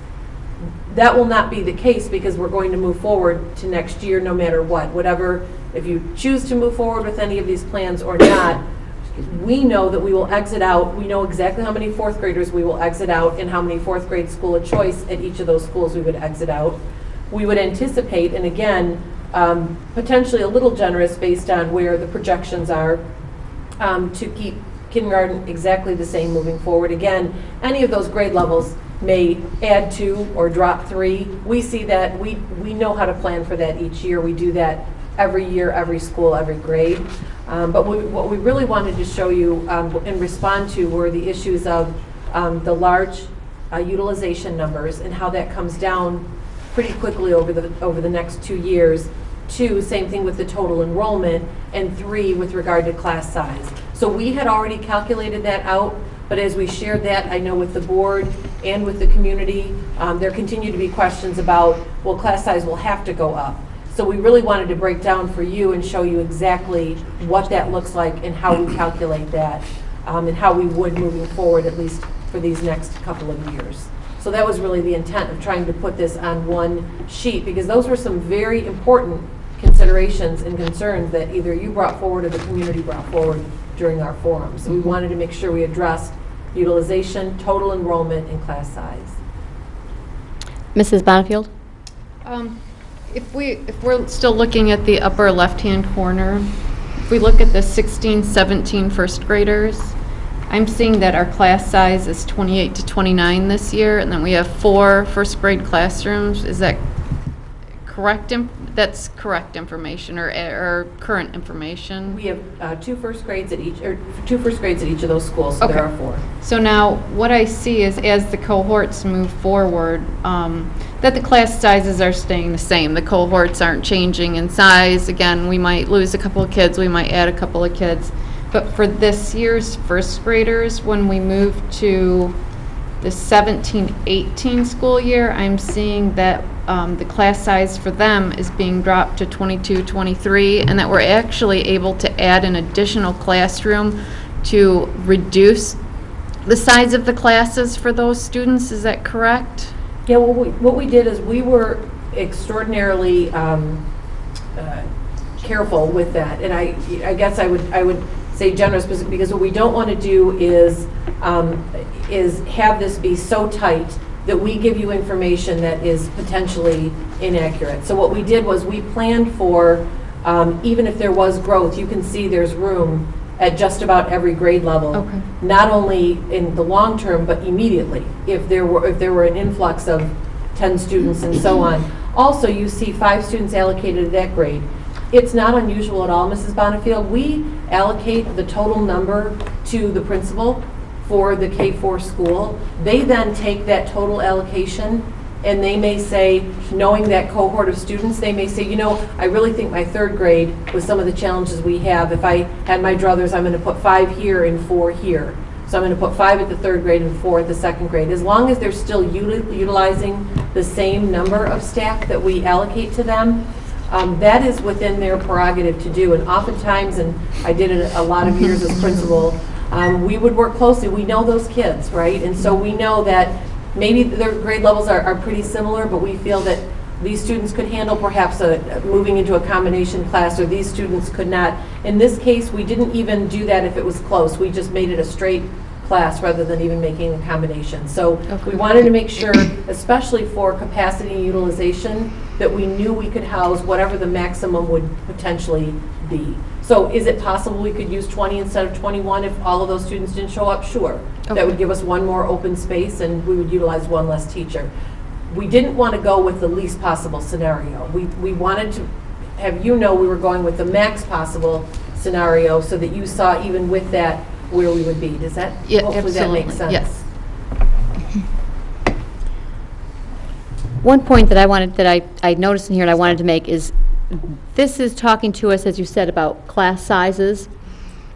And because we have historically taken a good number of schools of choice students for both Cass and Buchanan, I just don't want this chart to be misconstrued that this population is declining in this neighborhood or these school boundaries. Because really what this is reflecting is the fact that we are slowly taking out our schools of choice students in these scenarios. No. Right, so part of, go ahead. If you compare your 4th grade to your kindergarten, your 4th grade class exiting, you're exiting at Buchanan 84 4th graders. You've got 53 students in kindergarten. Yes. But I'm talking about projecting out from the future. I see that. And you can take a look at the top line. You can see 4th is 84, 3rd is 60. I mean, I'm just looking at Buchanan alone. Projecting, what we're putting in here is maintaining the status quo. We're not reflecting a decline. We're not reflecting the students from outside the attendance area that we've put in the school. I think what you were talking about was that for several years now, we have sent and granted more schools of choice, both out of district and in-district transfers. I'm being told, first time ever someone said I wasn't loud enough. We've, for several years, been sending and approving out-of-district school of choice as well as intra-district transfer requests to these buildings because they had space at the grade levels. There was always, quote-unquote, plenty of room at Cass, so to speak, when it was staffed to grant those choices, and many parents were choosing to transfer to both Cass and Buchanan. You can see that in these numbers. So that practice would, when you look at them as a whole, would be on a space available. As we've already said, I could see some space next year already at the combined kindergarten if this was in fact a scenario, if these numbers held, that if the board did approve a limited out-of-district school of choice, there could be space there, and or if there were siblings that already had, a big brother, a big sister at Cass/Buchanan now, and if they were combined, we could get them in there. So it was, I don't want to say artificially, but some of these numbers were pumped up because we were sending kids to the buildings. I think that's what you were getting at, right? Right, exactly. That's, you and I are seeing the same thing. Okay. I just don't want it misconstrued that we're going to see going from 97 down to, over the next couple of years, down to 81%. I don't want to misconstrue that we're going to see a 16% drop in birth rate in this neighborhood. That's not birth rate. Right, no, these are That's- bodies, not that's- necessarily bodies that live. Right, in they that they may not area. live in the Cass or Buchanan district, Right. but I just want to make sure that that's clear. Gotcha. Okay. Again, working through this first model, if you move to the right, upper right-hand corner, you'll see grant. Again, it follows the exact same pattern. 16-17 is grant currently. The difference, I want to draw your eyes over to the capacity. 16-17, the capacity at grant is listed as 622. And then you drop down 1 year to 17-18, the capacity is 502. Once you account for the Buchanan Center classrooms, so you set those X number of rooms aside, then the capacity for grant with the Buchanan Center in the building is 502 general education students. The other two examples on this sheet, again, down below, lower left-hand corner, is 67% of Garfield moving into Randolph. And then the lower right-hand corner is 33%, or the remainder of Garfield, moving into Kennedy. The gist of these sheets, and then I'll move on to sheets 2, 3, and 4, and I trust that we'll come back to these frequently, is to address in the models that we looked at with the current enrollment data, those that appeared to be high and the concern that generated. And you can see here, rolling forward with more realistic numbers, what those utilizations are. The concern that any of these moves would negatively impact class size, and we've pretty affirmatively said that class size will not be negatively impacted. And also by managing schools of choice and by the declining enrollment, as well as capacity that exists in each of these facilities, you do see some future space and for capacity. The second page, consideration 2. I'm not going to go through it in that level of detail, though you'll need some time to look at it. It's laid out exactly the same way. For the people in the audience, this is with Cass moving into Buchanan and Hoover, with the Cass Center moving into Randolph, the Buchanan Center moving into Grant, and Garfield moving into Kennedy and Randolph. This was consideration number 2. The upper left-hand corner, we showed, this is just with 20% going into Hoover. The far right-hand corner is, again, the grant information. So some of this is duplicated depending on the scenario. And then the lower half, again, is the same Garfield information that was in consideration 1.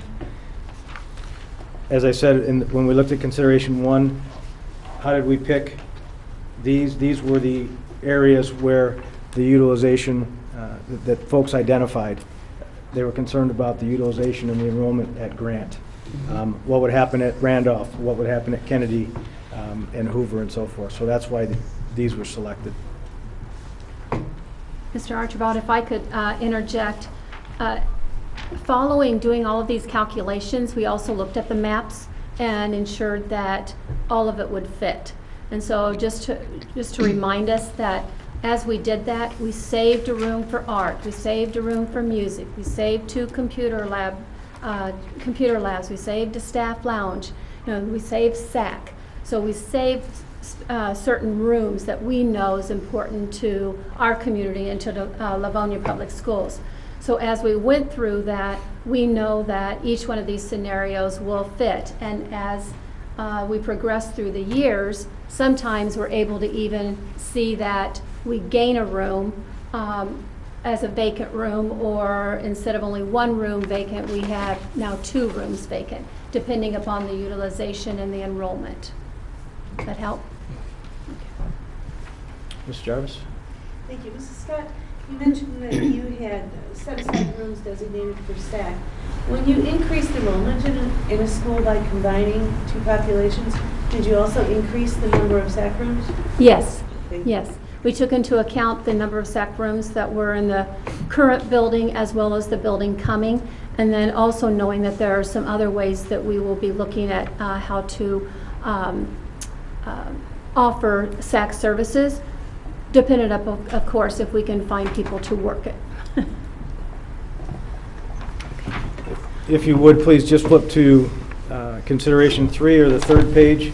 Excuse me, Again- Mr. Archibald? Yes, I'm sorry. If I can follow up, Mrs. Scott, some of the SAC options from included utilizing some of our other spaces in our building, correct? Such as the cafeteria. Right. Like right now, Hoover does already utilize the cafeteria. So some of our buildings already do, and other buildings only utilize classrooms. So we were able to look at, in some scenarios, only using the classrooms, and then also, though keeping in mind that we could, if we have the employees, to be able to stretch it over into the cafeteria.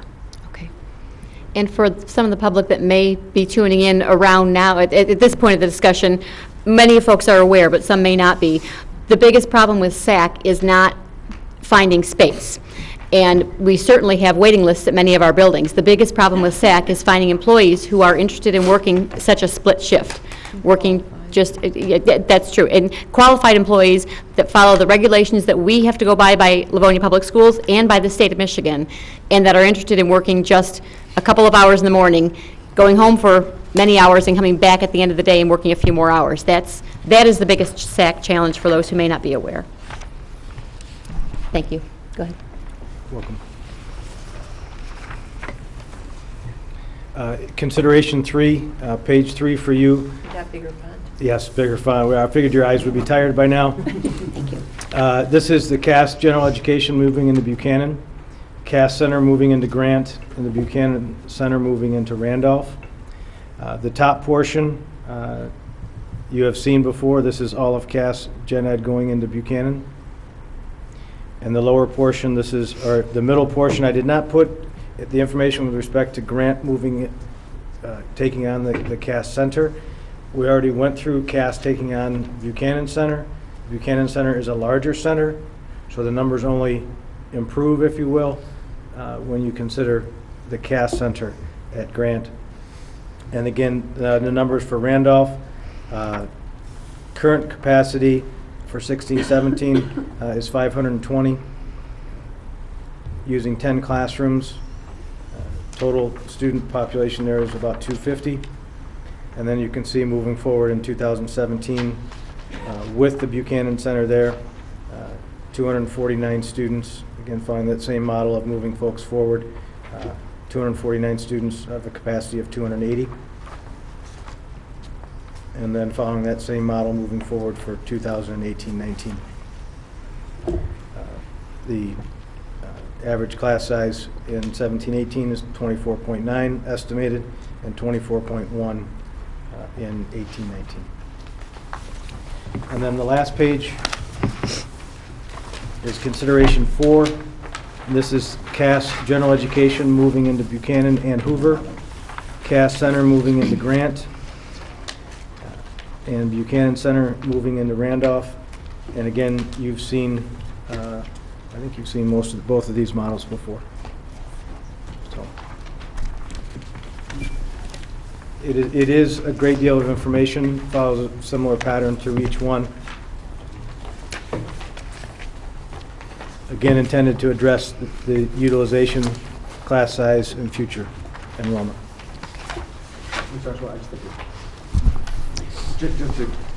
A quick note, because you're going to probably take, I'm sure, and study those over the coming days.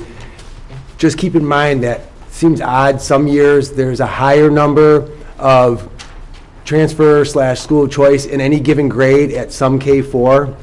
Many times when we have overflow and a building is accepting an overflow kindergarten, Hoover, Kennedy, Grant, wherever that may be, oftentimes some of those families want to remain, instead of going back to their original school of attendance, they request, a little extra handful of them request to simply have their child stay at that building. So just so you know, you might see a bubble in a given grade. That could be one of the reasons as well. So just, if you're thinking to yourself as you look, why in the heck is this one year 11 and every other year there's only 4 or 5? It may be something like that.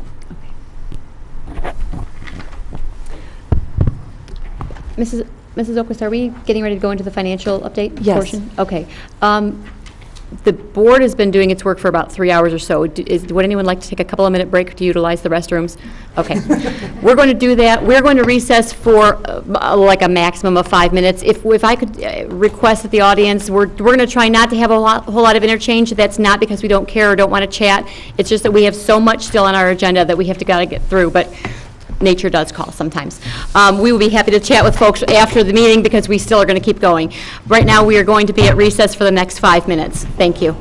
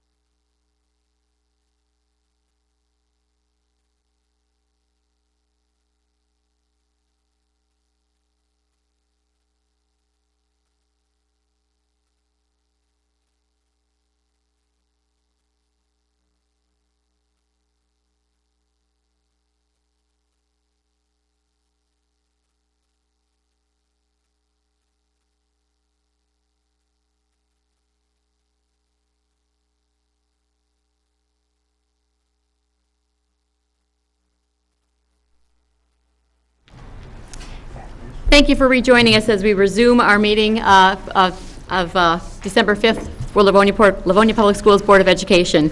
We took a brief recess. Thank you for your patience with us. We are continuing with a number of topics that our administration is covering with us. Someone suggested to me during the break, and it's a very good idea. The board has been funneling questions to our administrative team all week long throughout our forums, saying we want more information on this topic, we want more information on that topic, et cetera. Hence the items that are being covered this evening. I don't know that we made that very clear at the beginning, but the reason you're not hearing a whole lot of questions is we have frankly thrown a mountain of questions at our administrative team, and right now we're getting a whole lot of the answers back. But thank you for being patient with us through this whole process. We're going to continue on with financial update from Mrs. Oquist. Thank you, President Burton. So I wanted to provide a bit of a financial update because I know that there have been some really excellent questions related to how does this really impact the general fund, what impact does the Wayne County Enhancement Millage have on this decision, and then some current legislation. So I'd like to just take us through the big picture of where we are. I think it was helpful that this evening Mr. Dixon took us through a current state of where our general fund, our operating expenses are. So as you know, currently, our fund balance is about 4.34%. As you know from when our state auditors were here, the state average is 10.8%, and MSBO would recommend 15%. We've certainly tried to work toward getting above the 5% threshold as it relates to no longer being an early warning district, and then looking for opportunities to continue to build that as we move forward. One of the reasons why we wanted to do that was because a portion of our revenues over the past couple of years have been based on some one-time opportunities, meaning one-time sale of property, one-time sale of cell tower leases, etc. That increased revenue, again, as it comes into the budget, only hits that budget one time. And once those dollars are expended, we do not have those continued savings coming in. And so it's very rare that you have what we would refer to as legacy savings or annual, ongoing, perpetual savings each year. So a portion of this study also took a look at when you saw the dollars related to operational savings or annual operational savings. Generally, when we look at consolidating schools and potentially closing an elementary school, when we looked at that $400,000 for one or $800,000 for two, I wanted to be a little more clear about where we would garner those savings. So as you know, we still would have the same number of students. So we would need teachers to move forward. We would need staff to move forward, in many cases at the same levels. Some of the places where we would not move forward is we would not move forward an additional principal. We would not move forward an additional building supervisor, secretary, media specialist, to some extent the elementary support and or custodial staff. What we did not do is, and then of course you have things like utilities and maintenance of those schools. In our district, that would actually calculate to be around $500,000 per school.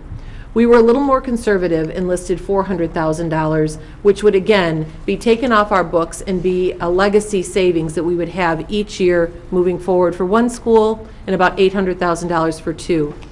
I believe I've shared with you previously that we did not use the entire amount because as some of these schools got a little larger, what we wanted to do was leave the option for the board to take a look at. Perhaps you may need some additional evening custodial support. You may need some additional elementary support or intervention teacher support at some larger schools. So we did not want to take that down to the penny to say we would save every last person and not put any additional support if some of those schools became larger. Okay, so I wanted to be clear about that. Short of cutting programs, eliminating programs, or eliminating people, it is very difficult to find legacy savings that remain year after year. It is one of the reasons why I believe when we heard that feedback on the staff and community forums with regard to the budget, one of the things folks did ask us to take a look at was the possibility of school consolidation to be able to save some of those dollars in operating costs moving forward. So again, the numbers initially are lower than we would see in the sinking fund or in the bond savings, but those are in perpetuity as opposed to one-time savings. So just wanted to touch on that piece with regard to the general fund. As you know, We also have some potential unknowns as we move forward. So just this past week, I've shared with the Board of Education information with regard to potential pension reform that is being studied in our state legislature with regard to, the acronym is regard to MIPSPERS, and it's regarding pension reform that is before the Senate at this point in time. So as we know, many in our state legislature have indicated that this is a high priority item for them to consider. We have significant concerns. We are on record with that. We will continue to advocate against this legislation for a couple of reasons. One, in 2012, a hybrid plan with regard to pension reform was put into place, which looked forward to take care of the pension liabilities that were initially unfunded in the long run. Those dollars were put aside by the state, and so that is essentially not an unfunded liability as we move forward if we continue to use the hybrid plan. I'm not going to get into a whole lot of detail right now. Suffice to say, if those changes are made as outlined in Senate Bill 102, the impact on our district would be, has been estimated to be approximately $37 million of lost revenue over the next 5 years. It's a $400 to $450 per pupil cut each year, year over year, for the next 5 years to cover what would be our additional liability with regard to pension and retirement costs. So that's something that just recently came up. That was certainly not anticipated certainly not to that extent. Again, we have grave concern about that, and we continue to make that known. We will continue to advocate in that regard. But that's one example. Another example is there's also discussion at the state currently with regard to taking a significant portion of dollars from the state aid fund and moving it to the general fund with regard to some of the income tax revenue. If either or both of those things happened, we very quickly see a different picture. As Mr. Dixon laid out, we do have the Wayne County Enhancement Millage. We are so grateful for the support of our community, and the support of the county, because as you know, we've been trying to work to get out of the hole that we were put in when we had the $470 per pupil cut 6 years ago. So although this Wayne County Enhancement Millage is a $385 per pupil increase, we are still working not only to deal with the $470 cut that we took, but also the result of declining enrollment that has hit our district and many, many districts across the state of Michigan. So as we look at that potentially $32 million that would come forward over the next 6 years, again, it's a time-limited period for the Wayne County Enhancement Millage. As you know, we've already identified priorities for those dollars. We identified some significant priorities, specifically with regard to restoring support to students, specifically to our early learners and our early struggling learners. We've identified as a high priority hiring and retaining quality staff. As you know, we've dealt with wage stagnation for many years in our district.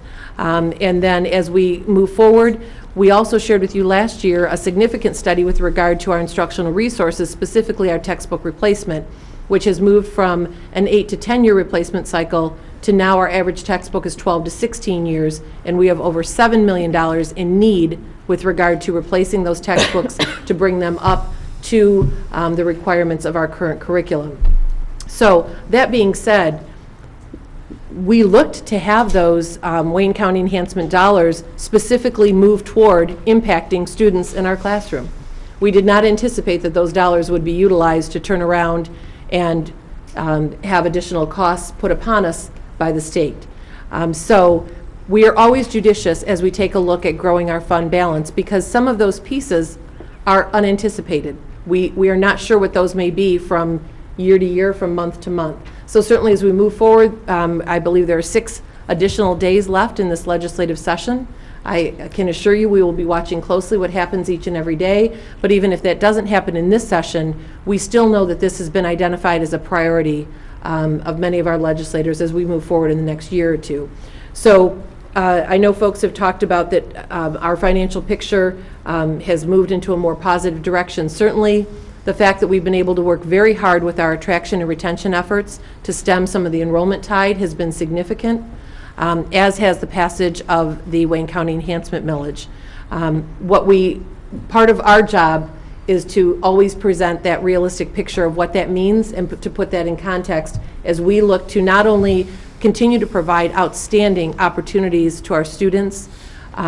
They are always first and foremost in our planning, but to provide the resources and support to our staff, and also to be fiscally responsible so we can potentially anticipate unexpected changes with regard to our state revenue that comes forward to us or costs that are to be borne by school districts. So I really just wanted to put into context each of those pieces. We've talked about each of them separately, but I just wanted to put back in context why, when we look at opportunities for legacy savings, certainly this isn't all about money, so to speak, but it is part of our fiduciary responsibility to always be looking forward to determine not only short-term but long-term moving forward, how can we protect and preserve the programs for all 15,000 students entrusted to us. We want programs not only for our early learners, but all the way through high school. And we've had parents share with us how important those opportunities are when they get to the middle school and high school as well. So our picture is really taking a look at how do we remain as stable as possible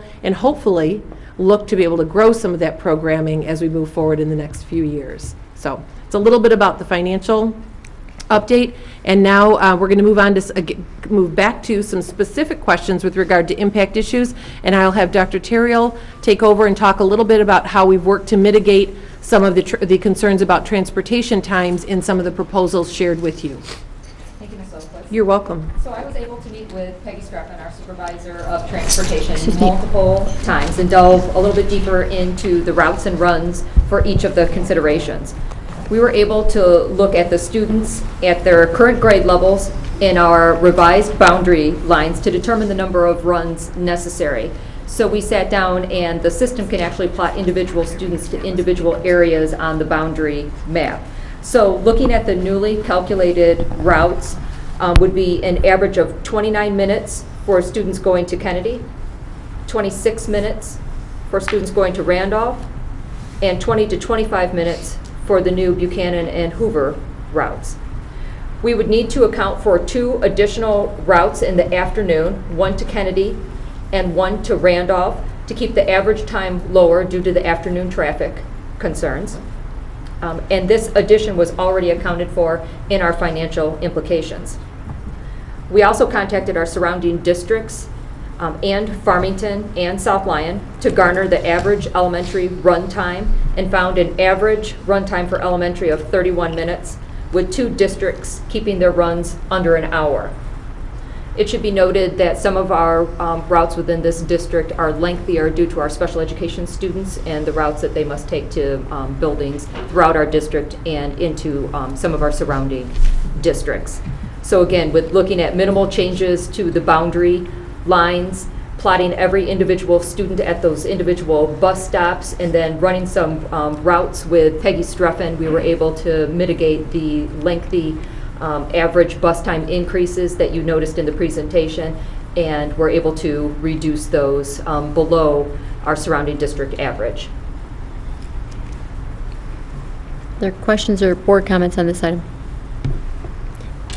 Dr. Terrill, this sounds to me like we've chopped a whole lot off of the transportation time for Garfield. I mean, I was hearing 40 to 50-minute transportation times. Peggy How? Streffen, What yep, happened? we sat down with Peggy Streffen and plotted each individual student according to the new boundary lines for the students that would be going to Randolph, the students that would be going to Kennedy, and then the Hoover and Buchanan. She looked at rerouting some of those to make it more efficient, and without having to increase any of the routes in the morning, she was able to do that without increasing the times. In the afternoon, we would have to add 2 additional routes, again, one to Kennedy and one to Randolph, to account for that afternoon time, bringing the students back home.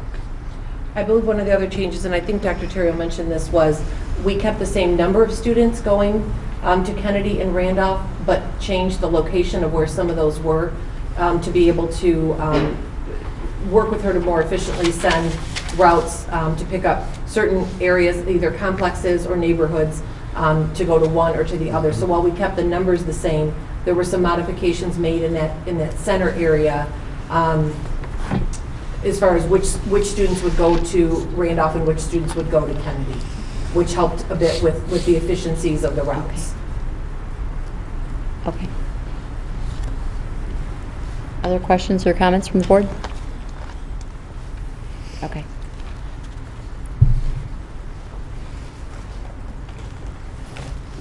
Has the microphone. Mrs. Ellis. Thank you very much. So we're going to spend a little time talking about Title I because there have been some questions on Title I. So I'm going to give you a little mini workshop on Title I. So Title I are federal dollars. They are federal dollars that the district receives to supplement our existing curriculum and our existing resources. So the allocation of Title I is based on the number or the percent of students within a school who receive free and reduced lunch. So the allocation of funds are based on the percent of students who receive free and reduced lunch. However, the utilization of Title I services are given to the students who are performing at the lowest level, or the students who are at most at risk within a school, whether they receive free and reduced lunch or not. So the way the funds are determined to a school is based on free and reduced lunch. The way the services are rendered to students is based on those students who are most at risk or most in need of intervention. There are two types of Title I schools. There's school-wide and there's targeted assistance. For school-wide Title I designation, schools must have at least 40% or more of their students who are receiving free and reduced lunch. The difference between school-wide and targeted assistance is that in addition to the percent of students who are eligible for free and reduced lunch, the other difference is the way the services and resources are designated. In school-wide, any student can use the resources and any student has access to those resources. Let me give you an example. In a school-wide Title I, you can use your funds to provide before school and after school tutoring. Any student in that school can use those services. In a targeted assistant school, you can only use those funds, Title I funds, to provide intervention and support to the most at-risk students. So in a targeted assistance school, your before school and after school tutoring, only your most at-risk students would be eligible to receive those services. Let me give you another example. In school-wide, you could use your Title I services to enhance your curriculum by taking a grade level on a field trip. Because you are school-wide, any student in that grade level that's going on the field trip is eligible to go on the field trip. In a targeted assistance school, if you chose to take students on a field trip, only the students at that grade level who are your most at-risk students would be able to go on that field trip. So it's the difference between the types of services that are provided. Let me take that back. It's not the types of service. It's the students who are eligible to receive the services that you provide. For our targeted assistance schools, only a select number of students, select group of students, can receive services, and it has to be based on those students who score the lowest on multiple different assessments. So in our targeted assistance schools, they look at their M-STEP results, they look at their iReady results, and they determine which students are going to receive services. Our school-wide Title I schools do the same thing for providing interventions, but then any of the other resources that are purchased services in a school-wide are eligible to all students within a school. So I hope that clarifies the difference between school-wide and targeted assistance. Is there any kind of a, Can you get a mic, Mrs. Jarvis? I'm sorry? Can you get a microphone? Oh, thank you. Thank you. Is there any kind of a relationship in a targeted assistance school between the number of students who receive the free and reduced lunch and the number of at-risk students who are serviced? Is there a correlation between the two? I will tell you that the higher the percent of free and reduced lunch, the higher the number of at-risk students that you will have, the likelihood of having a higher number of at-risk students. If I can piggyback on that, then, if you had, again, in a targeted assistance school, if you had X number of free and reduced lunch students, and you had X plus Y students who scored below the cut mark for being considered at risk, would those students receive lesser quality services because there are fewer free and reduced lunch students instead of a direct ratio? Or conversely, if you had more free and reduced lunch students, but still under the 40% threshold, but you had fewer than X at-risk students, would they receive increased services because there were more dollars associated with that? Sure, go ahead. Lean into it.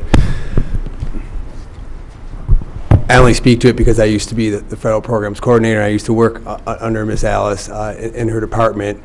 One of the things that the state and also folks from the federal government would always tell us was they knew there wasn't enough title dollars to go around.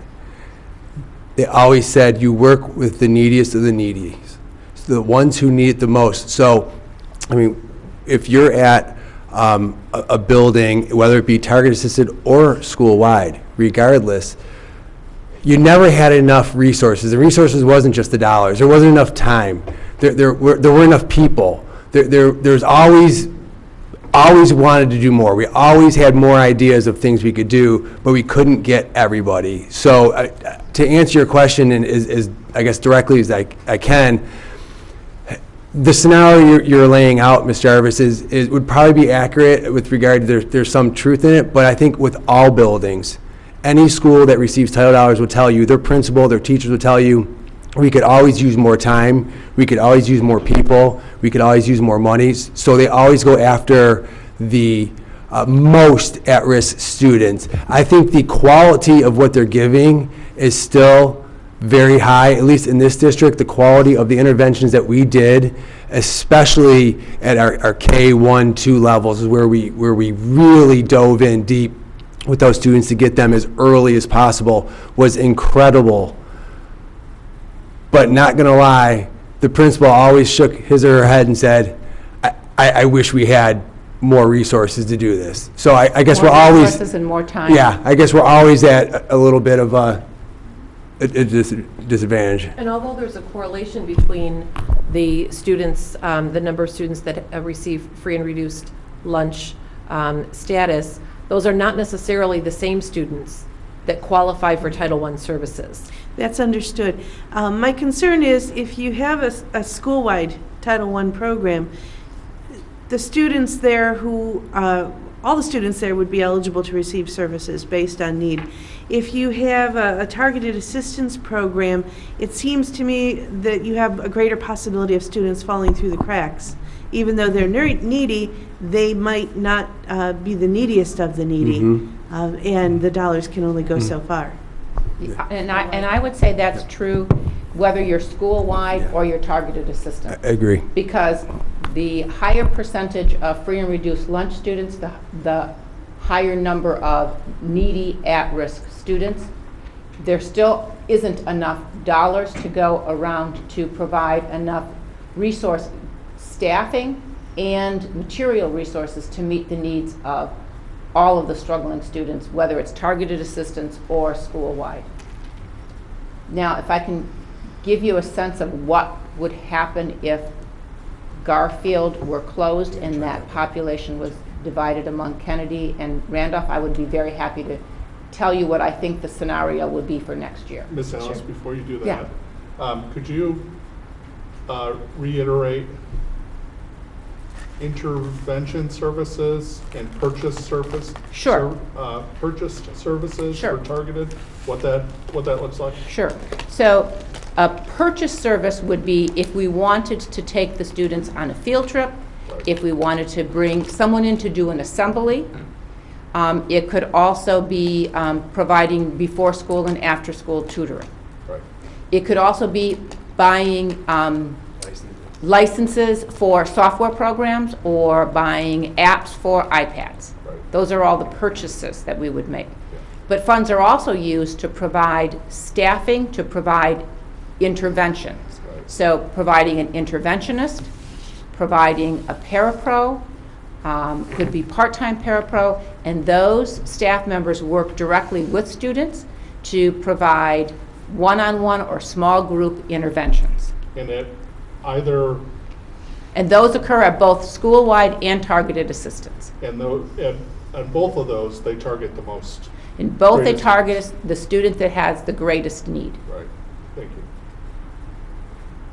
Can I get a clarification, just so that I understand?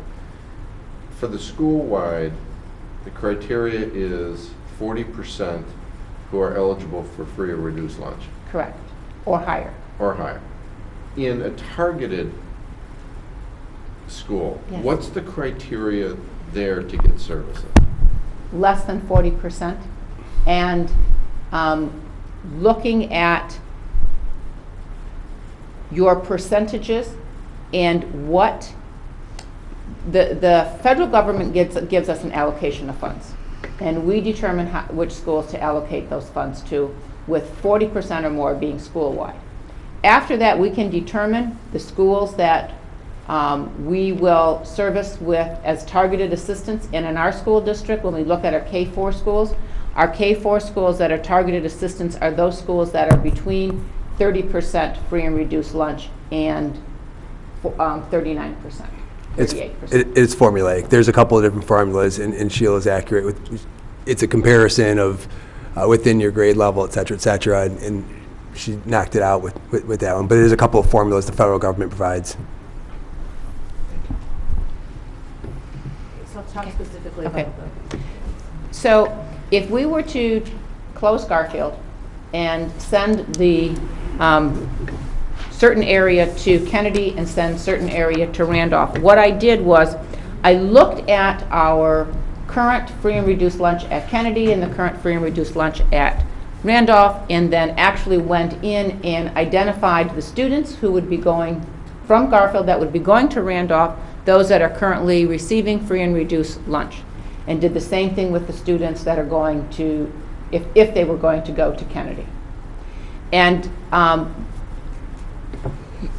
the percentages I'm telling you, sharing with you, are based on this year's data, knowing that we're losing our current fourth graders and we'll have a new set of kindergarteners coming in. So this data is fluid. But using those numbers, preliminarily, Randolph's free and reduced lunch population would move to 44%.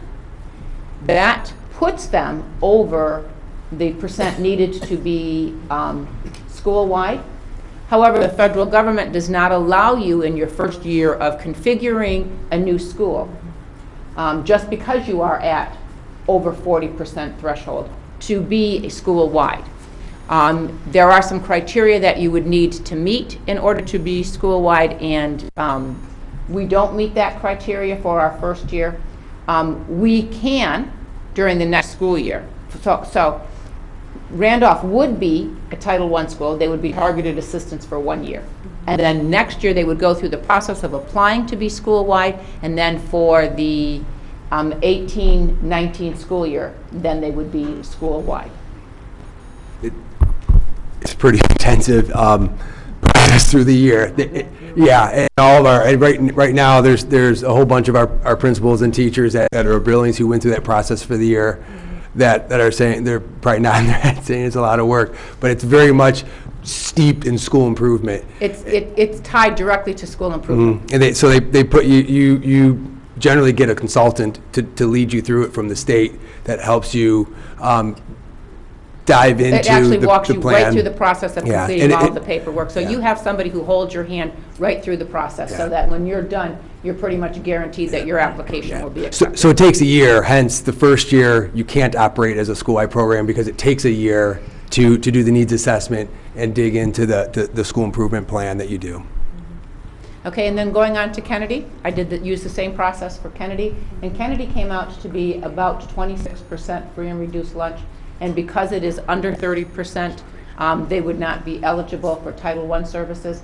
However, as I said, Title I is federal money. Our district does get state money. It's called Section 31A, and that money is targeted at at-risk student population. So we can use some of those funds to provide before school and after school tutoring, if that's what Kennedy decides that that's the way that they want to service their students. We can use the money also for purchasing resources for the school. So if we wanted to purchase some software programs to use with the neediest students, if we wanted to purchase some apps for iPads. So there are some funds that we could designate to Kennedy to help support the students who would be moving there from Garfield. The funds that you're talking about that would potentially could be available, and I didn't remember what the name was? Section 31A. Section They're 31. it's called at-risk funds. And where do those funds come from? Those come from the state level. Are those considered part of the school aid fund? No. I should say no. I'm just shaking my head. If anyone can hear that. I said, you shook your head, I said no. We're a team. To follow up on Mrs. Jarvis's question, do we get Section 31A right now? We do get Section 31A right now, yes. Is that, what I'm driving at is, do we already get it and we're just going to reallocate it in a different manner? Or would this be new Section 31A funds that we don't get yet? We've been using, we have not been using the full allocation every year, so we have some carryover money. So we do have some available money in our carryover that we could allocate then to Kennedy. Okay. How do we get 31A? Is it the same manner that we get Title I? Just comes from a different source? It's the baby brother to Title I, if you will, for lack of a better metaphor. It's state at-risk funding that does not carry the same federal regulations on how it's used. It's state regulations how it's used. So the state will state how it can be used or not used, and it's a more liberal usage than Title I. Okay. It can provide, where Title I provides predominantly academic support, the Section 31A can provide academic support, behavioral support, social emotional support. The original idea of it was that the state you could supplement your Title I funding needs with some of this. So it's essentially what Ms. Alice is proposing with this, is you would be supplementing your Title I needs for a school because it had split, to continue to get them some at-risk help. Okay. If we went through this new configuration, would we be qualifying for additional Section 31A funds? Everything's based on district. And it's recalculated every year based on the performance of the students. So there are specific criteria that you have to meet. So there's either academic criteria or there's considered social emotional criteria by the state. So our elementary support teachers or our student assistance providers or our counselors help identify all of the students at a particular school that are eligible for 31A monies. Those dollars are allocated on an overall per pupil basis, but then they can only be utilized for students that qualify for 31A support. Okay. From the state. So it That's varies. one way that they differ from Title I, then. It varies a bit each year, and we have to provide extensive data every year and documentation on students that are eligible how we utilize those dollars and for what services we provide. And they have broadened in the past 2 years the usage for that beyond the academic interventions, but again, to the behavioral and some of the social emotional support as well. Okay, so the Section 31A, it sounds to me like we're going to get the same amount from the state, because these students would qualify for that money whether they're at Garfield currently or Kennedy next year or Randolph next year. We would still be getting the same number, the same amount, because we're getting the dollars for that student wherever Right. they happen to be.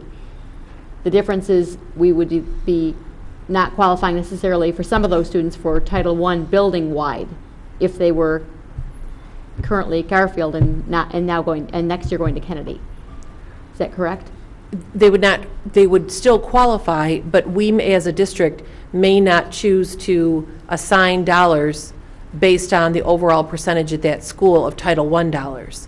And so we would need to look at utilizing other funds to support our at-risk learners. So although those students still have needs and they still qualify, if we provided that, let's say for every school that had above a 25% threshold, we would begin to dilute those funds significantly. Right. And so there begins to be a tipping point at which when we have too many schools designated for Title I funds, you're not able to provide a large enough sum Right. at any one school to really make an Right. impact. It's a difficult decision every year. That percentage point has shifted over the years. As you know, we've increased fivefold our number of free and reduced lunch, students eligible for free and reduced lunch. So with that, that has taken place across the state, and they've also included more schools in that pot. So our dollars overall have not increased, even though our need has. And so we work to really be judicious about assigning out those dollars so that they're still meaningful, but that we get to schools. Many schools advocate that are right on the cusp to be able to receive some of that support. And so what we've looked at is we have been, I think, very appropriate but careful over the past 2 to 3 years of our use of 31A funds, and we have built a decent amount of carryover dollars. And what we would look to do is utilize that, what we've talked about over the past, especially the past few days, as this concern has come up, is to not only look at Kennedy per se, because they would be in the 26% range, but really any of those schools that fall within that 25 to 30%. And could we look at utilizing our 31A dollars, not just there, but we have 2 or 3 schools that would fall within that band. And what are some things we could do with those 31A dollars to support those students as we move forward next year? Okay. So does that make sense? It does. Not just limit it to Kennedy.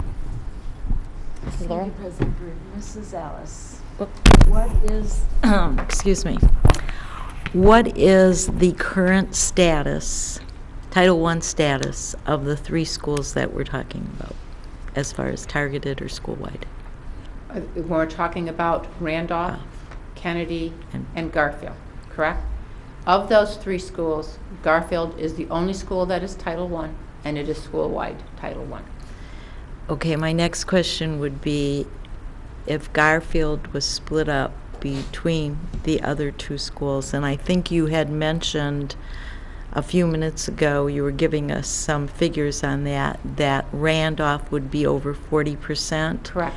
And Kennedy would be about 26%. Randolph could be school-wide, but it would have to go through the whole year process of applying before it would become school-wide, so it wouldn't be until the following school year. That's correct. The first year, which would be next school year for 17-18, they would be targeted assistants. They would have a consultant assigned to the school to help them complete the paperwork to apply for school-wide, and the school-wide then would be designated for the 18-19 school year. Okay, thank you. In the meantime, they would still have the Title I dollars to provide interventions for their neediest population. They would be targeted. They would be targeted assistants, yes. Thank you.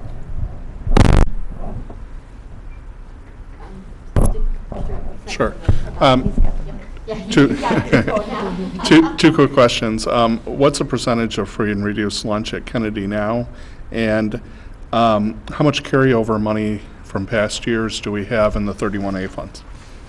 If you give me just a moment, I am going to be able to tell you the percentages. So at Kennedy, right now, this year, the free and reduced lunch is 20%, and at Randolph, it is 21%, based on our fall data 2016.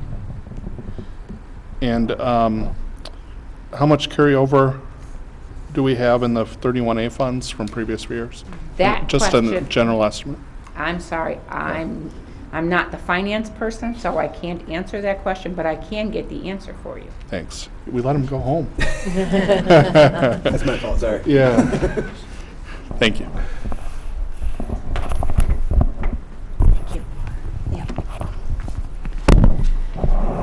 Mrs. Ellis, one of my questions with the Title I, I guess, and maybe it's a more general question than that, but I see a lot of these buildings with low utilization. We have to share art teachers, we have to share music teachers, we have to share I'm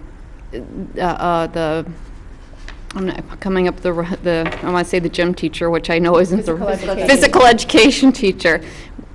We have to share some of our interventionists between buildings, and I think that takes up a lot of time. It also eliminates a number of people from the building, so that if there's a need for an extra person in the building for a behavior issue or a need to take over a classroom for a few minutes, those people aren't in the building. When we increase the utilization in the buildings, then those people those interventionists and the specials teachers can be in the building full time and not only participate in only their assigned classrooms, but give a lot more support to the building in general.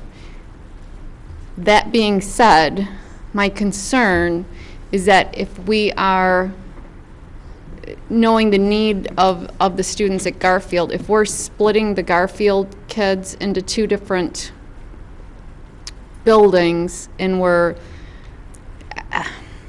are we going to spend a lot of time trucking interventionists back and forth? Are we going to lose people in the building? Do you understand kind of where I'm going at that? I think there's a big difference between having someone in the building full-time as opposed to having someone in the building part-time. And even though we might say they're only covering, speech or whatever we need them to cover, music or art, that their availability in the school and their availability to be a support staff is much more impactful when they're in the building full-time with the kids all day, every day.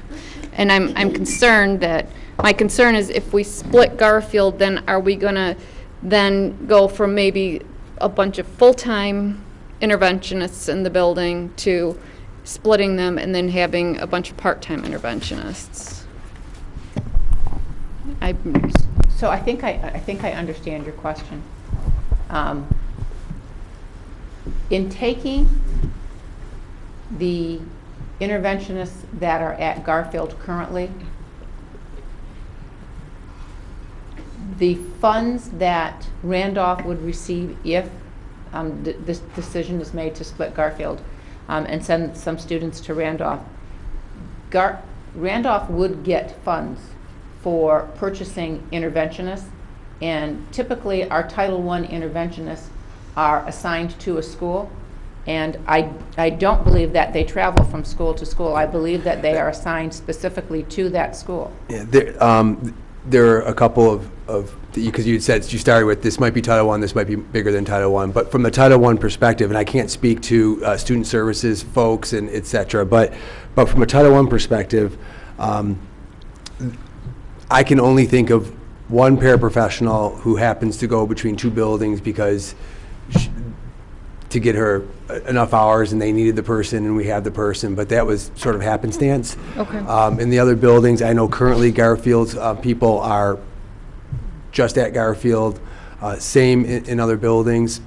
a teacher at Cleveland is full-time at Cleveland. Is that going to be the case if we split Garfield between those two I don't want schools? to, I know you I don't can't want to make say any a dollar, promises. because it's based upon the needs assessment at the building. So Randolph, if this occurs, Randolph would have to go through their own needs assessment. Yeah. And the Randolph team should really sit down and say, what do we need? What are our needs, and what can help address it? They would be the ones that would say, we have the dollars to bring in, have a teacher be a full-time teacher or interventionist, or to say, we would like to get some, we would like to get some paraprofessionals to support our kindergarten classes. These are some things that buildings currently do. They go do specific things based upon the needs of their building. So I'm hesitant to say we would or wouldn't have some, because they might say, look, what we need is a half-time interventionist is what we've determined our need to be, and then I would feel like I'm going back on what I'm saying, but they would determine it based upon their needs, and of course the dollars, which we don't know what the allocation for next year is going to be for the district. Okay. Yeah, but I know exactly what you're saying, at least from that standpoint, and I mean, dollar for dollar, the buildings do what they need, and they try to keep those people. I don't know, at least in the time, and I've worked with Cindy Pearson this year, we don't have travelers, let's just put it that way. Not in the Title I program. Okay. That was my concern. Thank you. So I know this is a significant topic, and certainly if there are additional questions, perhaps just so we can get on with some of the other pieces, if you have additional questions or things come up as you think about, okay, what did I hear? Remember, we're coming back next week. Please send any follow-up questions specific to Title I. We will get you the information tomorrow with regard to carryover dollars, in potential availability and uses of that. But just so we can get to some of those other pieces before it gets too late this evening. And then again, we can absolutely come back to this topic again. We know this was a significant issue, not only for all of you, but for the staff servicing the students as well. I think Mr. Wills can attest that this was something that came up regularly with regard to the committee. So we've done a lot of thinking about this and how we can look to continue to support our learners. But we'd be happy to come back on this topic if that would be okay with you. Okay. So we'll move on to just some other specific pieces. Mr. Francis?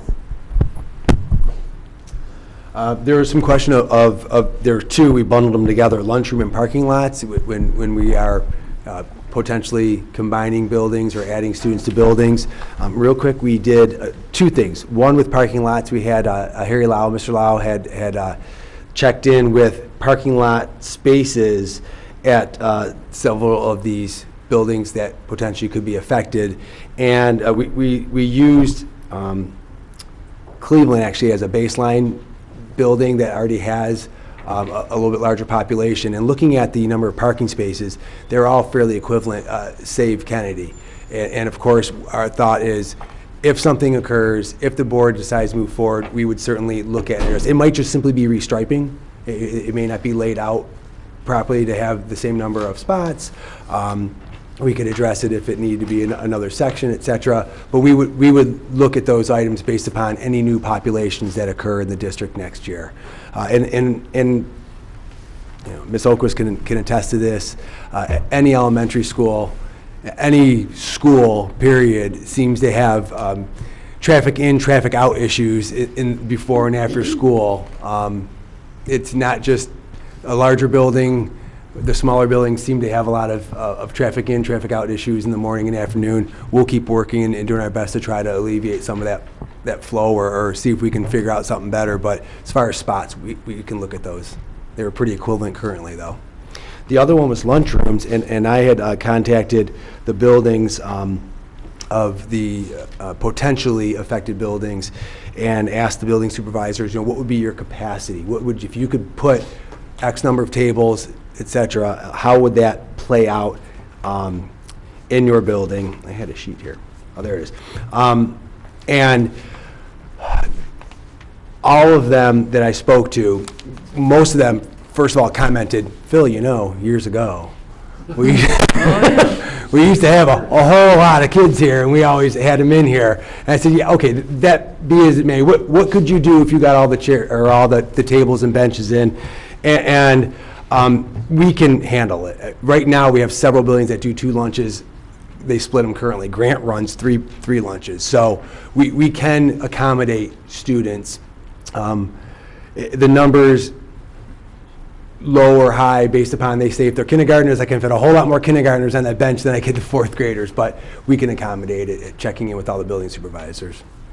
It may mean they have a second lunch in a building that didn't used to have a second lunch, but frankly, a bunch of our buildings run 2 lunches as is. Quick question. Is Kennedy due to be replaced next year anyway? You know, and I was thinking of that as well, because we've discussed the paving projects as we go on after a building's been renovated. I can't think off the top of my head. It would be coming up because they were recently renovated, and as you know, through the sinking fund projects, we're coming back to buildings after renovation and fixing up because of the heavy equipment that were at those buildings. I'll write a note and double check in to see if it's set for summer of 18 or summer of 19, but we do have a long-term plan anyway. Good question. I thought the same thing. Yeah. As far as the parking lot being busiest to drop off and pick up, I think it would be exacerbated if we had children who this year are eligible for buses, but next year wouldn't be, possibly after this. Do we know if there are any children who would lose that, the busing privilege because of being too close to the newer school? Like if they're on the edge of the zone for the school they're at now, they might be eligible for busing at the school they're at now, but they might fall within the distance for moving to a different school. You want, right. I can't imagine so let's take the Garfield scenario. So those students would be moving to Kennedy or Randolph. And so the students currently that are within the walking distance primarily are moved to Randolph, although some are moved to Kennedy as well. So those students would pick up busing. Any of the students that are currently bused from Garfield would be going further, so they would not lose busing services. With regard to CAS students, there are CAS students who would still be within a mile of Buchanan, and that is the 1 mile is generally the guideline that we utilize. However, we do not allow elementary students to cross main roads. So even if students were within the mile boundary, the overwhelming majority of students at Buchanan get bused currently who go to Buchanan now, and that would continue because they are along Hubbard Road. So unless you live in those couple of streets where you can cut through the back of Buchanan, the rest of the students are all eligible for busing. That doesn't mean they all take it. A number of parents still choose to drive their students. However, we would have an increased number of students eligible for busing. I can't think of a scenario where we would have students that are currently, that it would go the other way. Thank you. You're welcome. Would we need to purchase any more buses for, I mean, it sounds like we would. Right, so what we had looked at was the utilization of 2 additional routes. And so when we had talked about the 2 additional Garfield routes, initially we thought an AM and a PM. And as Mrs. Streffen worked through those, she felt she could work through the current AM routes and add on with our boundary changes that we made, but she would have to add on to the afternoon. So a portion of that, she said, what she would need to do is recalculate the entire district. She reroutes every year. And if we moved specifically our centers, she would have to reroute because those students get picked up from all over the district and then are either brought to Cass Center or Buchanan Center. If those centers were perhaps at Grant or Randolph, those students may, because some of those, Grant specifically is more centrally located, there may not be as many runs needed because the students would be going as far as they do currently to Cass, if that makes sense. So she was reticent to say that we would need to purchase additional buses. We know we would need to add additional routes, but she may also be able to consolidate some routes if some of the center students who would be moved are closer to where they currently live and where they would be going to school. Does that make sense? It does. So she would need to reroute a significant portion of the district. And then the other piece is that we have not spent time on this evening, but we have certainly in the committee and since then, is the Western Wayne Skills Center. So that depending on where that school may or may not be relocated, those are also a number of different bus runs. So there's a bigger picture she would need to take a look at. That's why we did include dollars in there with regard to potential costs, and we would continue to keep the board apprised of that. Okay. So potential buses, potential bus drivers, and we really wouldn't know any of it for sure until Mrs. Streffen is able to. Right, so we know where we've Spend a added, good what we chunk of don't know time is to where this. we may be able to consolidate. Okay. So we've already taken into account that we would need to add. Okay. So it's just We've a matter budgeted for the of- adding. Right. We've not. What yeah. might we be able to consolidate some Okay. of those? It's relatively complex, we're learning a lot. I'm sure. About I don't want her job. process of routing. Yeah. Okay. She's been truly outstanding. Okay. Thank you. I think that's a good segue, Dr. Terra? Sure. Microphone. Thank you very much. So as you know, we pride ourselves here in Livonia Public Schools for the continuum of programs and services we offer our students with special needs age 2 years, 9 months to age 26. So we offer a variety of services. We offer general education supports, resource supports, either push-in or pull-out of general education classrooms. And also in Livonia, we also have students who require a little bit more needs. Sometimes they require an alternative curriculum for the essential elements, and therefore we maintain our local center programs, which have a lower teacher-to-student ratio, so that we're able to teach the students at their levels according to what their IEPs call for. And also in Livonia, we happen to have county-based programs for our students that meet the county criteria for those programs as well. So Livonia prides itself with the continuum of programs and services that we offer. Now, we have had a lot of transitions with our special education programs here in Livonia Public Schools, and we also take great pride in the amount of time and planning and preparation that we have when we do make those transitions. For example, our local centers have been located at Cass, Buchanan, Cooper, Tyler, Riley, and Johnson. We have moved our ASD programs from Perrinville to Roosevelt, Riley to Webster, Frost to Emerson. And also in our history, we have moved our MOCI program from Churchill to Franklin and from Riley to Emerson. And all along the way, our staff have provided tremendous and incredible supports to our students and our families in making those transitions. So for example, Perrinville being our most recent closure, we spoke with RISA consultants, Ginny Winters and Alyn Moore, and utilized their services to speak with our staff and prepare our staff for the transitions that not only they would be going through, but also what our students would be going through, going from one building to multiple buildings. So we provided staff professional development. Our staff then also prepared our families by providing tours of the buildings and also provided a variety of nighttime activities to make sure that the families and students were fully integrated into the building. For some of our students with more significant needs, we created social stories prior to the closure of Perrinville so that the students would be able to see with their current teachers and speech supports what that building looked like, some of their new support staff, so that the families could then work with the students over the summer, showing them those social stories over and over again to prepare our students for those transitions. Just so you know, we also do that currently with our natural transitions. So when our students transition from Jackson ECP and they're moving to our local centers, we take our students and our staff on a tour of the building. They go and they meet the staff, they go to the classroom, and then depending on the age level of the students, so sometimes our 8th grade Frost Center students will go to Churchill and spend the day with our Churchill Center students and eat lunch in the lunchroom so that they can experience what Churchill Center looks like and feels like. So we do a lot of these activities currently, but we take special care when we are moving a program from one location to another, and we have done that multiple times in our district's history.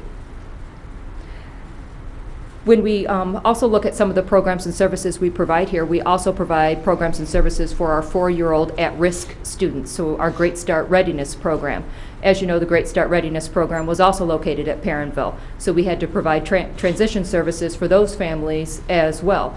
So looking at moving it to Garfield and Rosedale, and then again consolidating it back into one program at Garfield currently.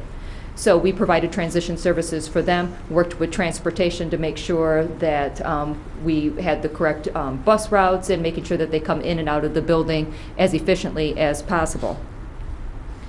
So when we look at the transitions for GSRP, what could potentially happen, there are no K-4 buildings listed as a consideration, and no K-4 non-consideration buildings that have 5 vacant or potentially available classrooms to take GSRP as a whole.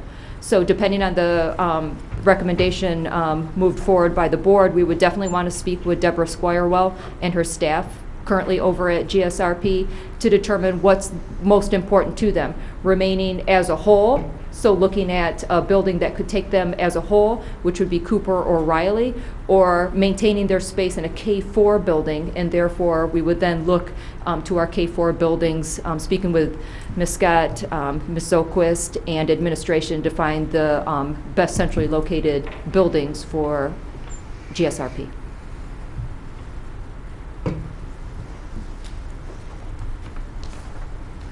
Questions, anybody on that portion? Or additional questions, I should say.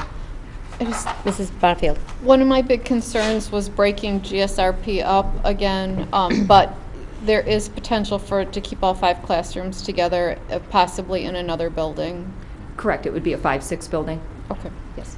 It would also potentially, depending on what the board decided to do, if they did decide to consolidate the Garfield community into Kennedy and Randolph and that school remained open, if the board chose to relocate, as you know, one of the options would be to potentially relocate the Western Wayne Skills Center. We have talked about those two programs cohabitating both in that school and providing some opportunities. So potentially, there are obviously many different scenarios that would have to move forward, but potentially they could stay there if that school, if the building were to be utilized for another program. We would not leave it open just for GSRP. Am I correct that the Western Wayne Skills Center students, some of them go to Jackson already, so having a early child GSRP program there might be a natural Yes, fit. some nice opportunities for them. Okay, so just moving along so we can continue to keep you up to speed. We'll just have Mrs. Scott touch on some transition considerations. Again, we can talk more at length about this in the future, but it did come up a number of times in the community forums, quite a bit from our staff actually. So we just wanted to be able to touch on that with you this evening. To kind of piggyback on what Jen was talking about with transitions, as schools have closed previously, we've had transition activities initiated by the schools, always keeping in mind the human impact and of course our students at the forefront of any activities, or trying to make sure that everyone is comfortable, feels safe, and to begin building that community relationship. Transitioning is not just for the short term, it's for the long term. And so therefore, it's not just until September. It carries on through the next school year, possibly even into the following school year, depending upon the needs. Just kind of briefly give you just a few ideas that have been done before. Transition team would usually be formed in both schools that we're merging, along with a joint transition team representing both schools to ensure that successful change for the students, the parents, and the staff. Transition planning would include both closing and merging activities. Knowing that the activities before the consolidation can help smooth the transition and the comfort level, increase the comfort. Teachers can coordinate pen pal exchanges, arrange students to be able to come and visit the school, possibly do a field trip experience together. There are many different opportunities that can occur.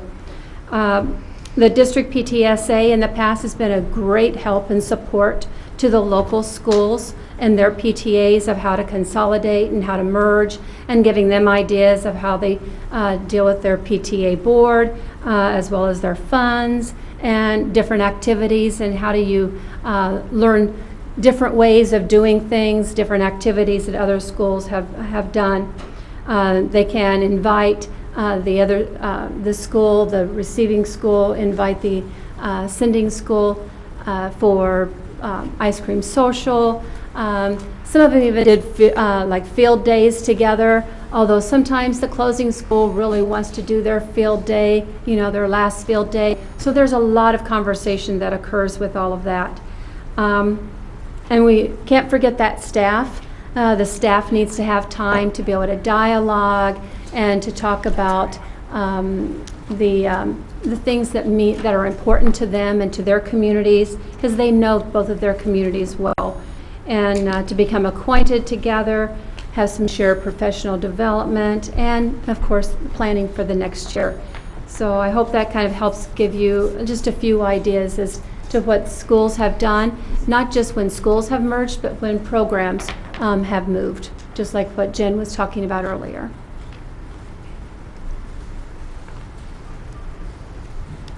Any questions on that portion? Okay. Mrs. Oquist? No, I'm sorry, Mrs. Alice. Thank you. I'm going to talk about the rating of schools, and I understand that there has been some reference to a website called greatschools.org, and that parents have been comparing the information on that website among some of our schools, such as Buchanan and Cass and Hoover.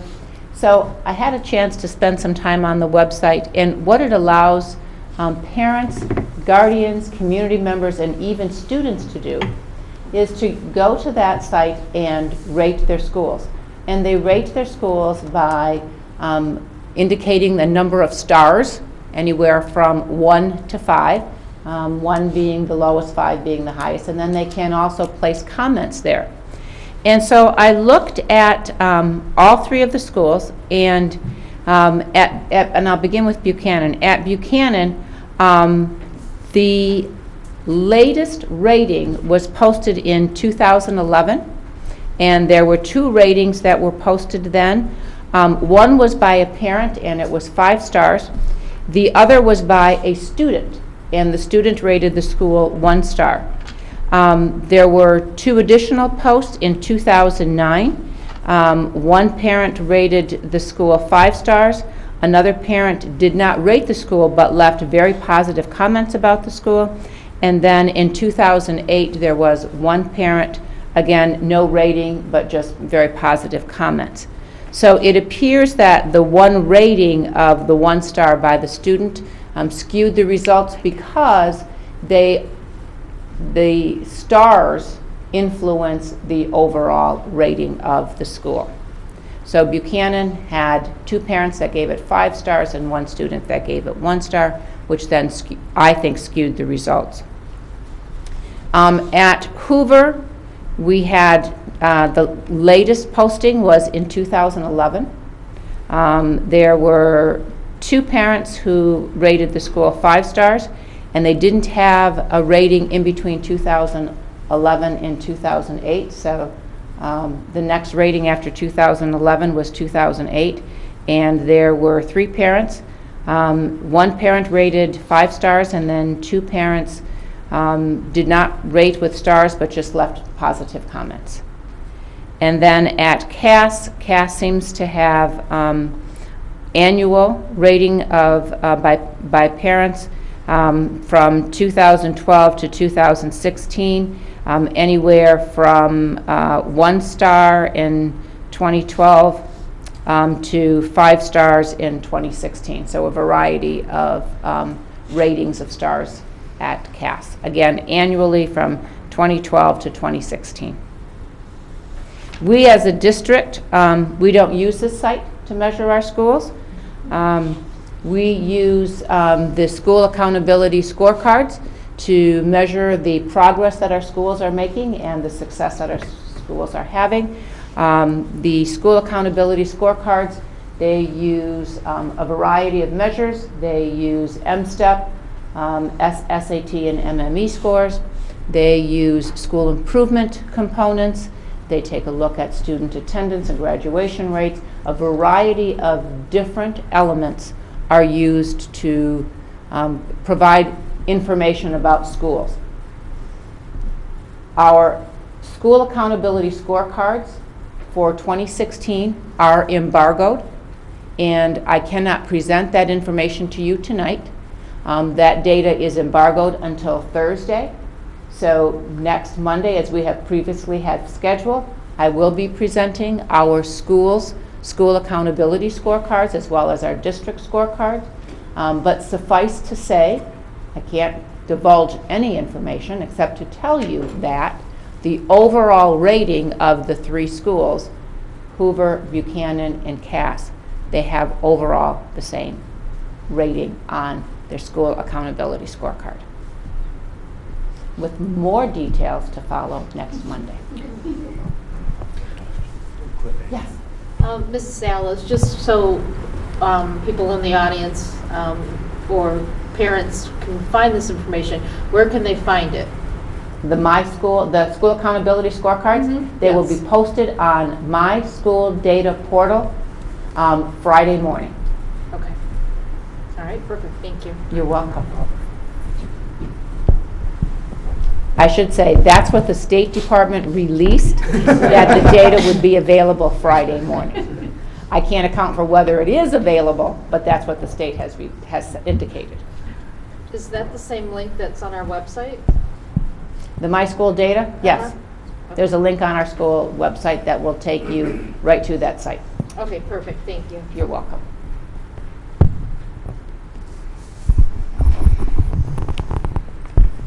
Thank you. Covering some of the rationale, this wasn't part of the presentation on November 21st, but we did share some information about considerations 5 through 8 at the community forums.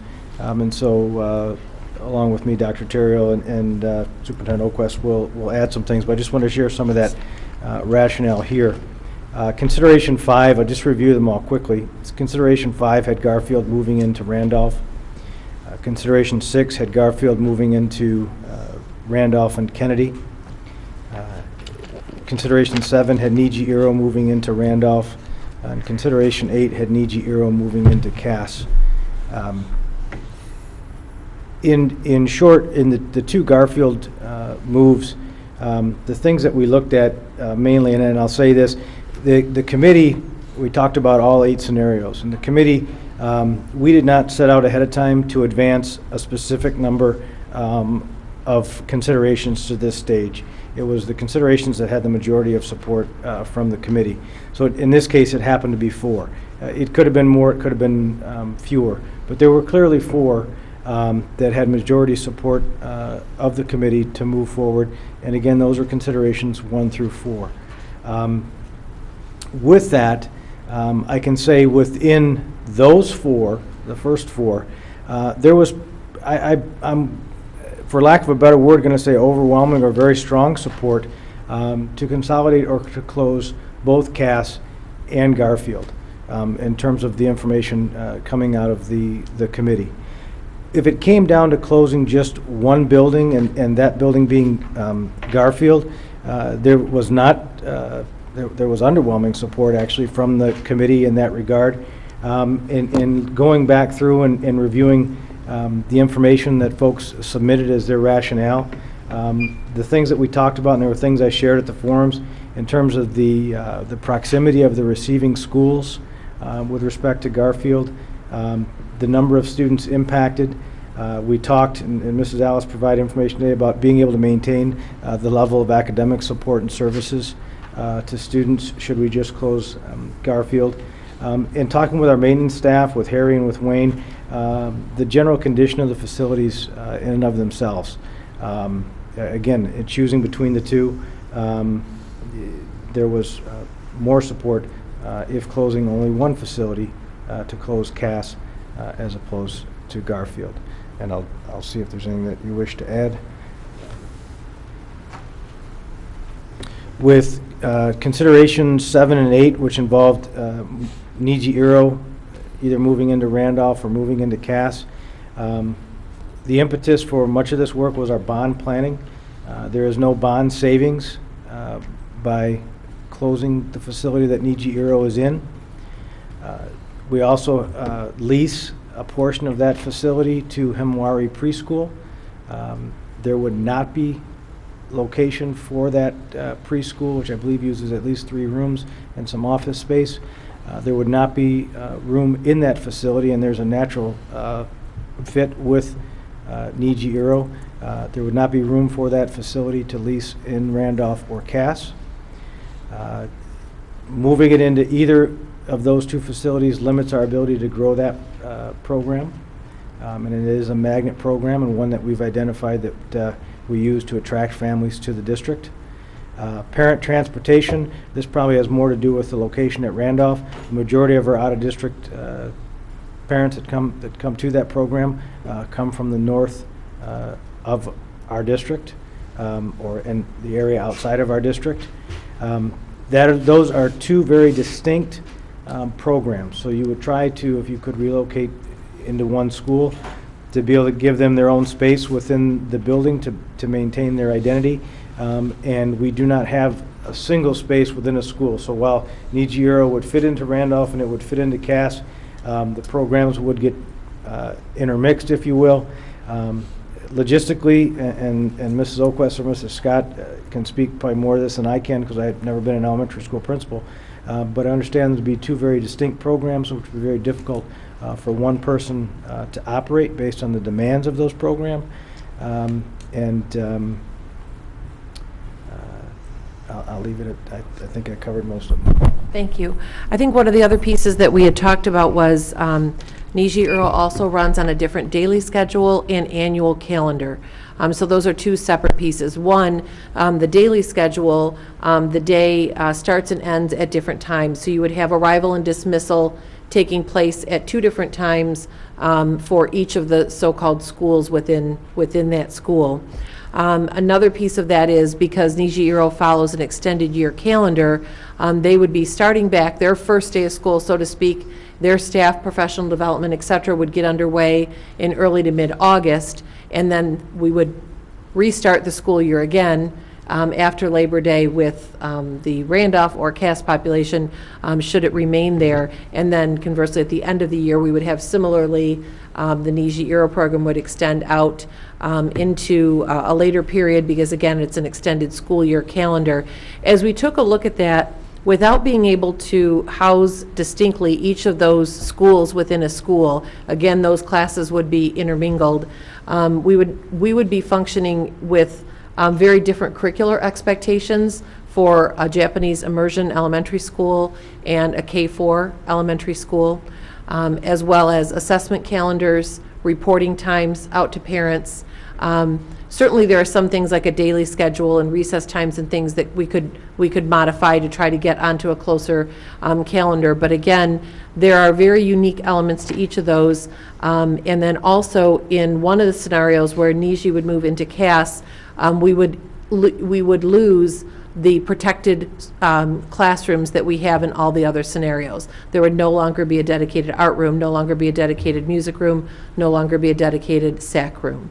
And so that was also a significant concern. So as the committee, and I just want to again acknowledge the work of this team that worked tremendously hard. This was not about any individual personal desire or agenda. They really came into this with their own perspective and role, but they were asked to take a district perspective on all of this. And they really took a look at these additional considerations, and we're not comfortable moving any of those 4 forward.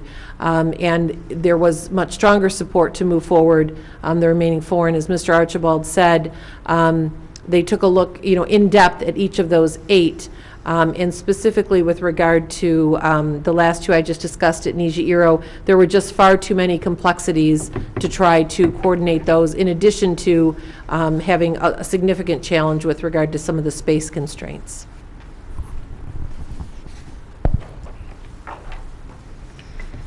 Questions on any of that material? Right away? Okay. I'm going to suggest that I could hold on attention and, attention. Mm-hmm. I combine those two words. Yes. Attraction and retention efforts to next week. I think it's an important topic because one of the things we've been asked is, why don't we just bring in more students? Certainly that's something we work very hard to do, but I think it's important we spend some time on that. However, I'd like to just, I know hopefully we've answered a lot of the questions you've sent. I certainly don't want the community to get the perception that you did not have opportunity to ask questions, because the results of most of this are as a result of the very thoughtful questions you've submitted to us and or that we received at the forums. But I'd like to just open it up if there are additional pieces, one, that you'd like us to gather information for next week, additional clarifications, or just dialogue that you'd like to have, and I'd be happy to hold on that last item. Okay. Mrs. McDonald, Thank you, President Burton. Mrs. Oquist. could you get a microphone, please? Sure. Sorry. Mrs. Oquist, with the new incoming president, we don't really have any idea at this point, anything concrete as far as what his thought processes are going to be as far as education goes. And I know there's been a lot of BuzzFeed and mention from him that he is in favor of vouchers, he's in favor of school of choice, giving funds for private education out of public education. Do you have any, and maybe you can get some information for us and give that to us next week, as to what the thoughts are possibly for these possible scenarios, since he's been talking a lot about this over the past, how many months he was on his campaign, and I think it's something that, you know, that all districts need to prepare for. So just kind of find out any information in reference to that. Certainly. I could certainly do my best to try to share with you the impact of increased students who may take advantage of charter or voucher, those types of opportunities. It would be, as I'm sure you can imagine, difficult for me to determine the direction President-elect Trump may go with some of these educational policies. Certainly, we feel very strongly about maintaining strong public education opportunities for our students. So I'd certainly be happy to at least share with you the impact that changes to that may have on the students coming into our district and what that may look like for us, if that would be helpful. Okay. So just so I'm clear, I'm also saying the school of choice for public education, I guess is probably my biggest concern, because it's a very strong talking point for him all along. So, and I don't know, you know, what the educational experts are saying on this, but I think it's something that we need to be prepared for going forward. Okay. So, thank you. You're welcome.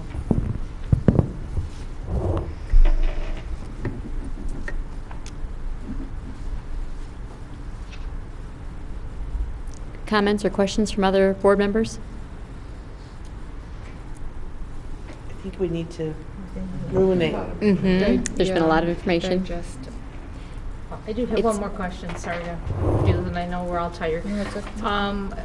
For next week's agenda, I mean, I guess for me, I don't have a clear direction as to what we collectively are going to be doing next week, and trying to figure out, to have conversation as to what this board as a whole feels needs to be accomplished. And potentially, I mean, if whatever consensus we come to next week would be voted on the following week. Right. So maybe some clear direction as to what we will be doing over the next committee meeting would be helpful in advance. Certainly. For me anyway, so. Certainly. And I'll talk with President Burton about this again this week as we work together to set the agenda. One of the things that I've shared is that our committee will be convening again for a final time on Wednesday, December 7th. So our large committee will be coming back together again. What we wanted to do was share with them as well feedback from the forums. We'd like to share with them some of the modifications and tweaks we've made to some of these proposals, boundary areas, and we really want to get their feedback. We'd really like them to do some independent analysis of these changes, and also to answer some of the same questions that the folks answered at the forum, because I think that would be important for the board to have that information as well. From there, what we would be looking to do is to really narrow the focus to perhaps one or two specific recommendations and really work through those on Monday, the 12th, so that we have an idea of direction moving forward from there. So that would be, our intent is to bring to you greater clarity. So I would welcome any feedback from any of our board between now and then of additional questions or ideas or modifications as we move forward. And then again, the committee, Dr. Terrill and Mr. Archibald and Mr. Wills will be meeting with the committee again on the 7th, and we'll be asking them for feedback on some of these modifications, as well as sharing with them what we heard at the forum and seeing what additional ideas they have before we come forward together again next week. And then we would be looking to really narrow that down on the 12th in preparation for voting on the 19th.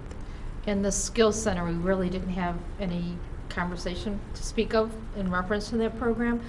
I personally, and I don't know how the rest of the board feels, I would like to hear or have feedback from the principal at the Skills Center as to what his thoughts are and what the staff is supporting as a majority, or just Sure. to what their thoughts are in reference to the Skills Center. Sure. So on the 12th, we'd be happy to bring that to you. Dr. Terrill has spent extensive time there and met again with the entire staff and the principal last week again. We also received some really good and clarifying feedback from them at the forum.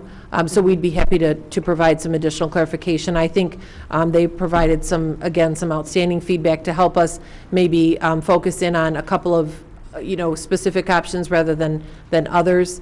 But we certainly see some general consensus about a desire to move forward with relocating.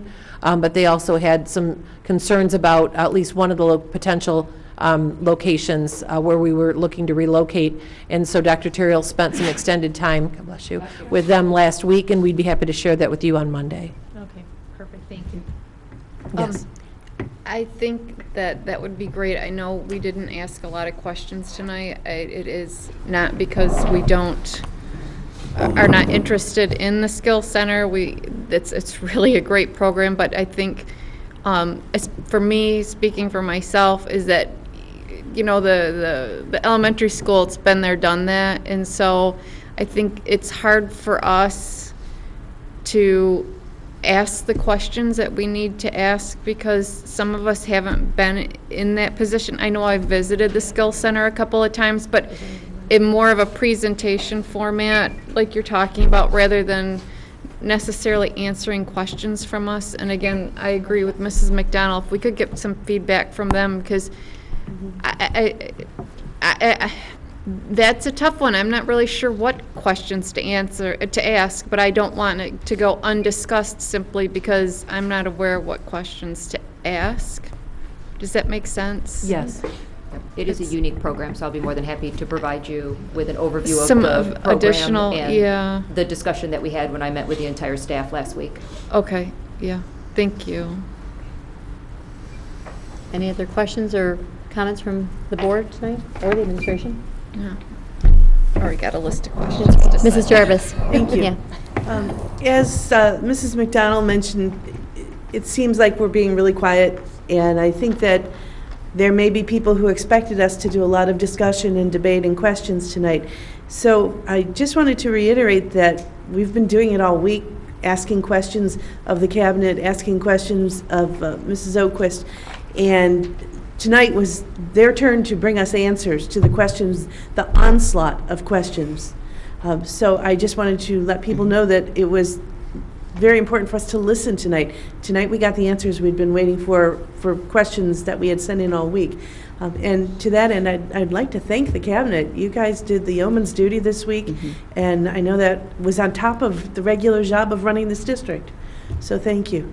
You're welcome. And as a follow-up to Mrs. Jarvis, just for those of you who may have been following along with this whole thing, knowing that the answers to these questions are complex.